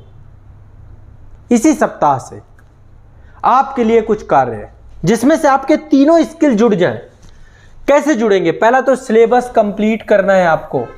अब मैं आप लोगों को, जितने बच्चे ऑनलाइन बैच में जुड़े हुए हैं हमारे साथ, अगेन एक बार फिर से आपको फिर से मैं एक बार जागृत कर रहा हूं, उठिए। अभी तक मैंने आपके साथ बहुत काम किया है, फिर से आपके साथ मैं काम करने जा रहा हूं। जितने बच्चे ऑनलाइन बैच में हैं, जितने बच्चे यूट्यूब में जुड़े हुए हैं, जो भी हैं, जो सिविल सेवा का सपना देख रहे हैं, किसी भी पृष्ठभूमि से हैं, आप सबके लिए एक तो सबसे पहले मैं एक सीरीज लेके आ रहा हूं, एक श्रृंखला लेके आ रहा हूं, जो श्रृंखला आपको लिखना सिखाएगी। और इसमें कुछ सिर्फ लिखना नहीं होगा। सुबह का हमारा एक सेशन होता था लिखना सीखें, मेंस आंसर राइटिंग के लिए। ये सेशन को मैंने और डायनेमिक बनाने का प्रयास किया है, और डायनेमिक, मजा आ जाएगा आपको इस सेशन को देख करके। इस सेशन में अब मैंने ये निर्णय लिया है कि मैं पूरा सिलेबस कंप्लीट कराऊंगा इस सेशन के माध्यम से। पहली चीज तो ये, इस सेशन का नाम मैंने रखा है सर्वश्रेष्ठ वीडियो श्रृंखला, एक तरीके की सर्वश्रेष्ठ वीडियो सीरीज। जैसे मेरी मास्टर वीडियो सीरीज है, इंटायर वीडियो सीरीज है, वैसे एक नई सीरीज लेकर के आप सभी के सामने आ रहा हूं, सर्वश्रेष्ठ वीडियो की। अब इसमें क्या क्या होगा, कुछ अलग है। ये सर्वश्रेष्ठ वीडियो श्रृंखला कुछ अलग है, अभी तक मैंने ये काम नहीं किया, अब ये काम आप लोगों के साथ करने जा रहा हूं। ये तय है और इसी मंडे से करने जा रहा हूं और आपके सिलेबस के लिए करने जा रहा हूं। देखो, और एक चीज और लेकर के आ रहा हूं, जो बच्चे, ये जो फुलफिलमेंट है, ये जो जरूरत है आप लोगों की, ये सिनॉप्सिस तक आप कैसे पहुंचे, इसको लेकर के भी आप लोगों के साथ काम करने जा रहा हूं सभी बच्चों के लिए। और सबके सिनॉप्सिस में चेक भी करूंगा। तो एक और दूसरा प्रोग्राम आपका जो है वो है आपका master notes programme. Master notes programme ये मास्टर नोट्स आपके खुद के बनाए हुए होंगे, सेल्फ नोट्स होंगे। 2 कार्यक्रम आपके निर्णायक हैं, जबरदस्त हैं। अब क्या होने जा रहा है, ये बिल्कुल नए सिरे से एक तैयारी मैं आपकी चालू कराने जा रहा हूं। मैं सर्वश्रेष्ठ वीडियो प्रोग्राम जो होगा ये आपका Monday to Friday live session के तौर पे रखूंगा, और इसमें जितना भी सिलेबस है ना, 4 पेपर हैं, 4 दिन में अलग अलग पेपर लेकर के चलेंगे हम। इसमें मंडे को आपका जीएस पेपर 1 रहेगा। इसमें अब एक नए सिरे से पूरा पेपर लेकर चल रहा हूं, देखो आपको आनंद आ जाएगा। मंडे को जीएस पेपर 1, ट्यूसडे को जीएस पेपर 2, वेडनेसडे को जीएस पेपर 3 और थर्सडे को जीएस पेपर 4। 4 पेपर आपके होंगे, और फ्राइडे को करंट अफेयर्स का सेक्शन रहेगा। सारा कवर हो रहा है इससे। अब देखिए हमारे पास एक महीने में 4 सप्ताह हैं, 4 वीक हैं, 4 वीक लेके चलेंगे। पब्लिक होगा, निःशुल्क होगा, सर्वश्रेष्ठ वीडियो सीरीज निःशुल्क होगा सभी छात्रों के लिए। सब तक सूचित करिएगा, सबको बताइएगा कुछ बड़ा होने जा रहा है, कुछ ऐसा होने जा रहा है जो आपकी तैयारी को एक नई दिशा प्रदान कर देगा, नए स्तर पे लेकर के चला जाएगा। 2 काम करने पड़ेंगे अब मेरे साथ सभी छात्रों को। यदि 2 काम आपने कर लिए, आपका चयन रुकेगा ही नहीं, संभव ही नहीं है। ये तीनों स्किल जो मैंने आपको बताए, समझना, बोलना और लिखना, ये तीनों स्किल एक साथ चलेंगे आपके, और बहुत सिस्टमेटिक चलेंगे। इसकी मैं गारंटी लेता हूं, आप लोगों की गारंटी लेता हूं, पूरी तरीके से जिम्मेदारी लेता हूं, और ये होगा, होके रहेगा। कैसे होगा अभी मैं आपको बता रहा हूं, ठीक है। चलिए, इनमें अब हम करेंगे क्या, इसमें भी जीएस पेपर 1 है तो इसमें कई सारे सब्जेक्ट हैं, जीएस पेपर 2 में कई सारे सब्जेक्ट हैं, जीएस पेपर 3 में कई सारे सब्जेक्ट हैं, जीएस पेपर 4 में कई सारे सब्जेक्ट हैं, कई सब्जेक्ट हैं, ठीक है। और ये जो जितने सब्जेक्ट हैं, इन सभी सब्जेक्ट में हम 4 वीक हैं, 2 वीक एक सब्जेक्ट लेंगे, 2 वीक अगला सब्जेक्ट लेंगे। मान लीजिए जीएस पेपर 1 में शुरुआत के 2 वीक हिस्ट्री उठा लिया, और लास्ट के 2 वीक में ज्योग्राफी उठा लिया, इसमें पॉलिटी उठा लिया, फिर आईआर उठा लिया। तो हम 2 वीक एक सब्जेक्ट लेंगे, 2 वीक दूसरा सब्जेक्ट लेंगे। ऐसे ही यहाँ पर इकोनॉमी और साइंस टेक लेंगे, यहाँ पे इथिक्स और अन्य जितने भी सब्जेक्ट बचेंगे, गवर्नेंस हो गया, इंटरनेशनल, छोटे छोटे जितने भी सब्जेक्ट हैं, ये लेंगे हम चौथे दिन। और इसमें केवल करंट अफेयर जो हाल फिलहाल में घटनाक्रम चल रहा होगा। अब इसमें होगा क्या, मान लीजिए मैंने हिस्ट्री लिया, हिस्ट्री में एक टॉपिक लिया कोई भी, मान लीजिए मैंने पाषाण काल लिया, स्टोन एज। अब स्टोन एज में मेंस में कितने प्रकार के क्वेश्चन पूछे जा चुके हैं, ये रिसर्च मैं करके आऊंगा। मेंस में किस प्रकार के क्वेश्चन पूछे जा सकते हैं, वो रिसर्च मैं करके आऊंगा। मैं उस टॉपिक पे आपकी आंसर राइटिंग करवाऊंगा। जैसे अभी ये आगामी मंडे होगा, उसमें चित्रकला, पाषाण काल में चित्रकला से कई बार क्वेश्चन पूछा जा चुका है, और चित्रकला को रिलेट कराता है वो, पाषाण कालीन चित्रकला को आधुनिक चित्रकला से जोड़ करके दिखाता है। तो क्यों ना फिर हम चित्रकला को पूरा पढ़ें, कंप्लीट पढ़ें, होलिस्टिक अप्रोच में पढ़ें, और साथ में पाषाण काल में पीटी में क्या क्वेश्चन पूछे गए। तो यहां पे पहला काम मुख्य परीक्षा अभ्यास आपका होगा, मुख्य परीक्षा का अभ्यास होगा, एक क्वेश्चन मैं आपका करवाऊंगा यहां पे, और मुख्य परीक्षा अभ्यास से आपको लिखना चालू करेंगे, टॉपिक वाइज लिखना चालू करेंगे, सब्जेक्ट वाइज लिखना चालू करेंगे, सिलेबस वाइज लिखना चालू करेंगे। पहले एपिसोड से आप लोग को फॉलो करना है, इसे ध्यान रखिएगा, पूरा सिलेबस तक करवाऊंगा। 300-400 एपिसोड आएंगे और उसमें काम हो जाएगा आपका। तो मुख्य परीक्षा का उत्तर लेखन, और इसमें ऐसा नहीं है मैं सब कुछ लिखवाऊंगा, मैं बहुत सिस्टमेटिक जो पूछे जाने की मैक्सिमम प्रायोरिटीज है उस पर पहले काम करेंगे हम लोग, ठीक है। तो यहां पे मुख्य परीक्षा का एक क्वेश्चन और उस टॉपिक का डिटेल पीटी के आने पूछे गए क्वेश्चन, तो इसमें प्रीलिम्स प्लस मेंस ये दोनों होगा। इसी का नाम दिया है मैंने सर्वश्रेष्ठ वीडियो सीरीज, सर्वश्रेष्ठ वीडियो सीरीज इसी का नाम रखा गया है। और इस टॉपिक पे ही टेस्ट होगा आपका, यही जितना टॉपिक है इसी पे आपको संडे को टेस्ट रखा जाएगा आपका, ताकि आपका एक कंप्लीट रिवीजन भी यहां से हो जाए। ये आप लोगों के लिए मेरे द्वारा किया जाने वाला अब आगामी एक बड़ा और बड़ा निर्णायक, बहुत व्यापक, बहुत सिस्टमेटिक एक प्रयास किया जा रहा है सभी छात्रों के लिए जितने भी तैयारी करने जा रहे हैं। अब इसके लिए आप लोग मुझे फीडबैक दोगे कि ये कैसा रहेगा, क्या रहेगा, तो एक नई श्रृंखला लेकर के आ रहा हूं आप लोगों को, सर्वश्रेष्ठ वीडियो सीरीज। ये मेरे द्वारा किया गया प्रयास है। इसमें लिखना भी संभव होगा, समझना, मैं पीटी के क्वेश्चन समझाऊंगा कि देखो ऐसे इसका आंसर है, ऐसे इसका आंसर नहीं है, उसी दिन सेम टाइम पे डिस्कस होगा। तो आपका लिखना भी होगा, कॉपी भी चेक करूंगा, थोड़ा टाइम लगेगा मुझे, पर मैं आपके लिए एक बहुत बड़ी चीज लेकर के आ रहा हूं। और जीएस के चारों पेपर कवर करवा रहा हूं एक ही वीक में, चारों पेपर की अंडरस्टैंडिंग एक ही वीक में। यह भी अपने आप में बहुत बड़ी बात है। एक महीने में सारा का सारा सिलेबस से जुड़े हुए टॉपिक आप कवर कर लेंगे, बहुत बड़ी बात है। करंट अफेयर्स के 4 मेजर टॉपिक पे आंसर राइटिंग हो चुकी होगी आपकी, और यदि काम ये हम 365 दिन तक कर ले गए, अद्भुत हो जाएगा, ये समझ लीजिए। तो ये एक नया प्रयास है मेरा, जैसे मास्टर वीडियो, इंटायर वीडियो या अन्य जो मैंने कार्य किए हैं, वो है सर्वश्रेष्ठ वीडियो का एक नया कॉन्सेप्ट लेकर के आ रहा हूं। इसमें सब जुड़ेंगे और आपको निश्चित तौर पे इससे जो एनर्जी क्रिएट होगी वो अपने आप में अद्भुत होगी। एक काम तो ये, इससे क्या होगा, आपका पूरा आंसर राइटिंग, समझना, बोलना है, सब कुछ सीख जाओगे आप। दूसरा जो काम है, मास्टर नोट्स प्रोग्राम, ये अलग है कुछ। इसमें क्या होगा, 2 चीजें हैं। देखो, आप किसी कोचिंग से जुड़े हो, मैं ये नहीं कहूंगा कि आप आजाद ईस एकेडमी से जुड़ो, आप में से बहुत सारे यूट्यूब में बच्चे होंगे, कहीं ना कहीं से जुड़े होंगे, या नहीं जुड़े हो तो आप कहीं कहीं से जुड़ जाओ, या आजाद ईस एकेडमी से जुड़ जाओ, या कहीं भी जुड़ जाओ, है ना। पूरा सिलेबस, पूरा पाठ्यक्रम हमने कंप्लीट कराया है, ठीक है। अब यहां पे क्या होगा, मास्टर नोट्स प्रोग्राम में मैं आपको साप्ताहिक स्तर पर वीकली टारगेट दूंगा। अब ये वीकली टारगेट क्या है, कुछ अलग है, इसमें कुछ मैंने नई अपग्रेडेशन की है, और ये कैसे है ये भी देख लेते हैं।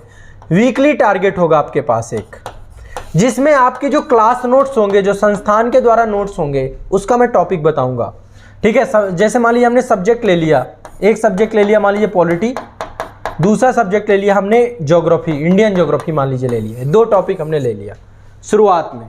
अब पॉलिटी के मैं टॉपिक बता दूंगा आपको कि इस सप्ताह में ये टॉपिक के मुझे मास्टर नोट्स से चाहिए, है ना, इस सब्जेक्ट के मुझे मास्टर नोट्स से चाहिए। मैं चेक करूंगा सभी के मास्टर नोट्स, इसके लिए एक मोबाइल नंबर जारी करूंगा, और उस मोबाइल नंबर को आप क्या करेंगे, उससे आप बताएंगे कि हाँ ठीक है।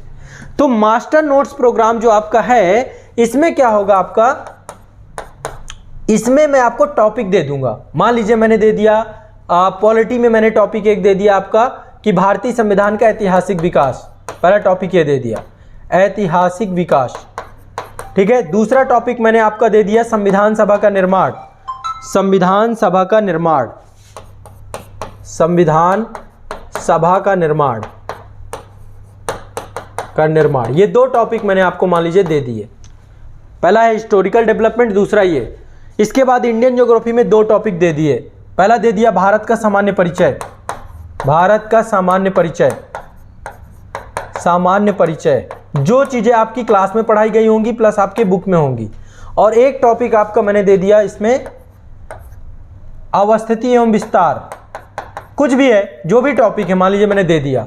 अब इन टॉपिक को आपको क्लास नोट से पढ़ना है जो संस्था के द्वारा करवाए गए हैं, प्लस साथ में बुक से पढ़ना है, और इनको कन्वर्ट कर देना है सिनॉप्सिस में। किस में कन्वर्ट कर देना है आपको, शॉर्ट नोट्स में कन्वर्ट कर देना है। और ये शॉर्ट नोट्स हम हर सैटरडे को चेक करेंगे, बैठेंगे और शॉर्ट नोट्स आपके चेक करेंगे। ये सभी छात्रों के लिए है, जितने भी हैं। आपका पूरा सिलेबस भी कंप्लीट होगा, आप लिखना भी सीख पाएंगे, आप समझना भी सीख पाएंगे, आप बोलना भी सीख पाएंगे। हर सप्ताह ये काम हमारा 1 साल तक के लिए चलेगा। संडे टू संडे आपके टेस्ट होंगे, कंप्लीट कॉम्प्रिहेंसिव प्रोग्राम। आप चाहे आईएएस की तैयारी कर रहे हो, चाहे वो पीसीएस की तैयारी कर रहे हो।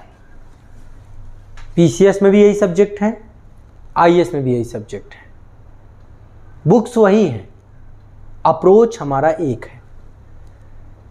हमें तथ्यात्मक जानकारी भी रखना है, विश्लेषणात्मक जानकारी भी रखना है, इंटरलिंक भी करना है। तो हमें समझना, लिखना, बोलना, इन तीनों को एक साथ लेकर के चलना है। बताइए क्या आपके लिए ये बेहतर रहेगा? साथ में अभिव्यक्ति प्रतियोगिता आपके साथ इंटीग्रेटेड कार्यक्रम है ही है। एक टॉपिक में अभिव्यक्ति प्रतियोगिता में भी आपका काम हो रहा है।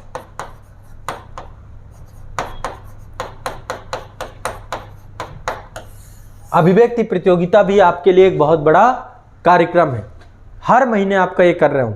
आज मैं अभी टॉपिक भी बता दूंगा जो इस महीने का था। तो ये एक आपके लिए मेरे ख्याल से बहुत बेहतर हो जाएगा, आपको लो आनंद आ जाएगा। और ये हम कल से नहीं चालू कर रहे, ये आज से चालू कर रहे हैं हम, आज से।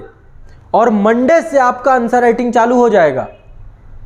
मंडे से आप उत्तर लेखन चालू कर देंगे टॉपिक वाइज। उस टॉपिक के क्वेश्चंस भी मैं आपके साथ डिस्कस करूंगा। तो एक बड़ा काम करने जा रहे हैं मिल करके। देखते हैं, एक साल में मुझे सिर्फ आपके रिजल्ट कन्वर्जन चाहिए। आपको रिजल्ट में परिवर्तित करना है और उसके लिए मिल करके काम करना पड़ेगा। मैं आपको इतनी बात का भरोसा दिलाता हूं कि यदि आप इसका अनुपालन कर पाए, आप चयनित होंगे। ये आपकी कमियां होती हैं कि आप अनुपालन नहीं करते हैं। तो ये एक बड़ा प्रयास होने जा रहा है और ये काम सबको करना है। जितने भी बच्चे हैं जो 24, 23, 24, 25 जो आगे आने वाले समय एग्जाम दे रहे हैं या जो अभी भी दे रहे हैं, उन्होंने नहीं किया, तो हम इन तीनों पे काम नहीं करेंगे तो कोई फायदा नहीं होगा हमारा। ये हमें समझ करके चलना है, नहीं समझेंगे कोई फायदा नहीं है। तो टॉपिक वाइज हमारी स्टडी होनी चालू हो जाएगी। किससे? जो सुबह का हमारा सर्वश्रेष्ठ वीडियो का कार्यक्रम रहेगा उसके माध्यम से टॉपिक वाइज स्टडी, लिखना भी चालू कर लोगे उसमें, साथ में आप समझना भी चालू कर लोगे। और साथ में उसको लेकर के मैं चाहता हूं कि आप लोग उस टॉपिक को लेकर के कुछ ना कुछ बोलें। ठीक है, बोल करके आप वो वीडियो हमें साझा कर सकते हैं। ये भी आपके लिए एक व्यवस्था रहेगी कि यदि आप बोल करके चाहें तो आप उस टॉपिक पे बोलें, बोल करके उसका वीडियो भेज सकते हैं। इससे क्या है, कंप्लीट कॉन्फिडेंस क्रिएट होगा आपके अंदर और ये जो समग्रता आएगी ये अपने आप में अद्भुत होगी। ठीक है, तो ये एक हमारे द्वारा किए जाने वाला एक व्यापक प्रयास है। आप सभी इस प्रयास के साथ जो है जुड़ करके अब अपनी तैयारी को एक नई दिशा और दशा दे पाएंगे। ठीक है, अब आप में से जितने बच्चे हैं मेरे साथ जो आंसर राइटिंग के कार्यक्रम में जुड़े हुए थे, आंसर राइटिंग के कार्यक्रम को हम और डायनेमिक बना रहे हैं। और डायनेमिक का मैंने बता दिया, मैं एक टॉपिक बताऊंगा, उस टॉपिक को बहुत अच्छे से कवर कराऊंगा। आपका कुछ नहीं बचेगा उस टॉपिक पे। उस टॉपिक पे जितने भी क्वेश्चन पूछे गए होंगे पीटी के और मेंस के, मेंस में आंसर राइटिंग और पीटी में आप लिखोगे, तो ये कमियां अब आपकी जितनी भी हैं सारी खत्म हो जाएंगी। ये कमियों पे काम होना, लिखना सीख लो, लिखना चालू करो। आप लोग लिखते नहीं हो, मैं बोलता बोलता थक जाता हूं। लिखो लिखो लिखो लिखो, कितने लिखते हैं? कितने लिखते हैं बताइए? नहीं लिखते ना आप लोग। ये दर्द होता है अंदर, ये अच्छा नहीं लगता कि आप लोगों को मैं बोलता रहता हूं, आप लोग लिखते नहीं हो। ठीक है, तो आप लोगों को रेगुलर लिखना है। सुबह 9:30 बजे से हमारी जो क्लास है लिखने वाली, ये रेगुलर रहेगी। आज़ाद है अकेडमी के यूट्यूब चैनल पे लाइव रहेगी, रेगुलर कंटिन्यूअस लेके चलूंगा। मेरा स्वास्थ्य अच्छा रहा और मैं गाजियाबाद में रहा तो ये क्लास आपकी रेगुलर लेकर के चलूंगा। स्वास्थ्य डिस्टर्ब है, गाजियाबाद में नहीं हूं तो 1-2 गैप आएंगे, फिर क्लास चालू हो जाएगी। मैं बंद नहीं करूंगा। मेरा एक उद्देश्य है आपको आपके जीवन में सफल बनाना, और इस उद्देश्य की पूर्ति तब तक नहीं होती जब तक आप चयनित नहीं हो जाते हैं। और उसमें जो भी कमियां होंगी उनको दूर करना, ये मिलकर के प्रयास करना, ये हमारा दूसरा बड़ा लक्ष्य है। तो कल से सर्वश्रेष्ठ वीडियो के कार्यक्रम में आप सभी जुड़ेंगे। बताइए सब तैयार हैं आप लोग? मंडे से आप लोग सभी लोग जुड़ेंगे सर्वश्रेष्ठ वीडियो के कार्यक्रम में। अब इसका देखो टॉपिक क्या है। आंसर राइटिंग के कुछ टॉपिक मैं आपको बता देता हूं। जो भी टॉपिक हैं, पहला तो है मंडे को जो मैं टॉपिक आपको कराऊंगा वो कराऊंगा चित्रकला से, पाषाण काल की चित्रकला। आप लोग टॉपिक लिख सकते हो। ठीक है, क्लास शेड्यूल मैं आपका दिखा देता हूं, जो मैंने क्लास शेड्यूल तय किया है आपका अभी। और आपका आने वाले समय पे हर एक टॉपिक पे आप लिख पाएंगे तो कितना अच्छा हो जाएगा आपके लिए, बताइए। यदि हर टॉपिक पे आप लिख पाए तो ये तो आपके लिए बहुत बड़ी बात हो जाएगी ना। हर एक टॉपिक पे यदि आप लिख पाए तो फिर आपका तो कमाल ही हो जाएगा, आपका काम ही बन जाएगा। तो मैं तो यही चाहता हूँ ना कि आप हर एक टॉपिक पे लिख पाएँ। देखिए डेट वाइज है, ये कैलेंडर है जो मैंने आपके लिए बनाया है। मंडे को आपका 2 मई पड़ रहा है, 2 मई को पाषाण काल की चित्रकला। ईद तो नहीं है 2 मई को, 2 तारीख को ईद है। तो एक काम करेंगे ना, 2 तारीख को आंसर राइटिंग कर लेंगे, आंसर राइटिंग के बाद फिर बाकी आप काम करिएगा, कोई दिक्कत नहीं है। 3 को ईद है ना। ईद कब है थोड़ा सा एक बार कंफर्म करें, आप बच्चे आप में से हैं। 3 तारीख को है, 2 या 3 में पड़ेगी शायद, जो है अलग अलग जगह पे अलग होता है। तो 3 को है ना, हाँ तो हाँ ठीक है। तो मंडे को 2 तारीख को आप टॉपिक लिख लो पाषाण काल की चित्रकला, पाषाण काल चित्रकला, ठीक है। फिर मंडे को ही मैं आगे के सारे टॉपिक आपको बता दूंगा, जितने भी टॉपिक हैं मंडे को आगे के सारे टॉपिक आपको बता दूंगा, ठीक है। शाम को करंट अफेयर्स की क्लास अब चालू हो जाएगी। मंडे से करंट अफेयर्स की क्लास आपको शाम को होगी, तो करंट अफेयर्स की क्लास के लिए भी आप तैयार रहिएगा। मंडे को शाम को करंट अफेयर्स की क्लास भी आपकी रेगुलर होगी, वो होगी एग्जाम इंडिया के यूट्यूब चैनल पे लाइव, ठीक है। तो एग्जाम इंडिया के यूट्यूब चैनल पे करंट अफेयर्स सुबह यहाँ पे लिखना, प्लस साथ में आपका प्रीलिम्स ओरिएंटेड कंटेंट आपका, साथ में वीकली टारगेट। वीकली टारगेट आपको मैं हर मंडे को दिया करूंगा, हर मंडे को आपको वीकली टारगेट आपके पास आ जाएगा। वीकली टारगेट मतलब इस सप्ताह आपको क्या करना है, कितना पढ़ना है, ठीक है। मंडे जैसे आज सैटरडे है, सैटरडे को भी किया जा सकता है, ताकि मंडे टू जो है सैटरडे आप उसको तैयार करके रख सके। तो या तो मैं सैटरडे को दे दूंगा, ठीक है, लेकिन आपको मिल जाएगा। तो वीकली टारगेट भी आप सभी के लिए एक बहुत बड़ा प्रयास है मेरा। तो आपको वीकली टारगेट क्या करना है, किसके सिनॉप्सिस बनाना है, किसको क्रिएट करना है, ये चीज भी हम स्टार्ट कर देंगे। आज शाम तक आपको वीकली टारगेट आ जाएंगे साप्ताहिक स्तर के, कि क्या क्या टॉपिक होंगे, किन किन टॉपिक को आपको आंसर राइटिंग करना है और कैसे उनका मेंस आंसर राइटिंग में उनको सिनॉप्सिस क्रिएट करना है।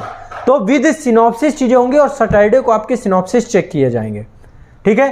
तो चलिए, ये आपका सर्वश्रेष्ठ वीडियो का कार्यक्रम हम मंडे से शुरू कर रहे हैं। और वर्कशॉप सेशन में जो आज हमारा कंप्लीट जिस्ट है, जो आज इतनी सारी बातें हमारी हुई हैं, उन बातों का एक ही मात्र मकसद है कि कैसे आप अपने लाइफ में सफल हों, और सफल होने के लिए संस्थान के द्वारा क्या आपके साथ कार्य किया जाए, क्या कार्य योजना आपकी होनी चाहिए। तो उसके लिए सबसे इंपॉर्टेंट ये है कि आप अपना चार्ज लें, अपनी तैयारी को एक नई दिशा प्रदान करें। मैं आपके साथ एग्जाम तक आपके साथ रहूंगा, ठीक है।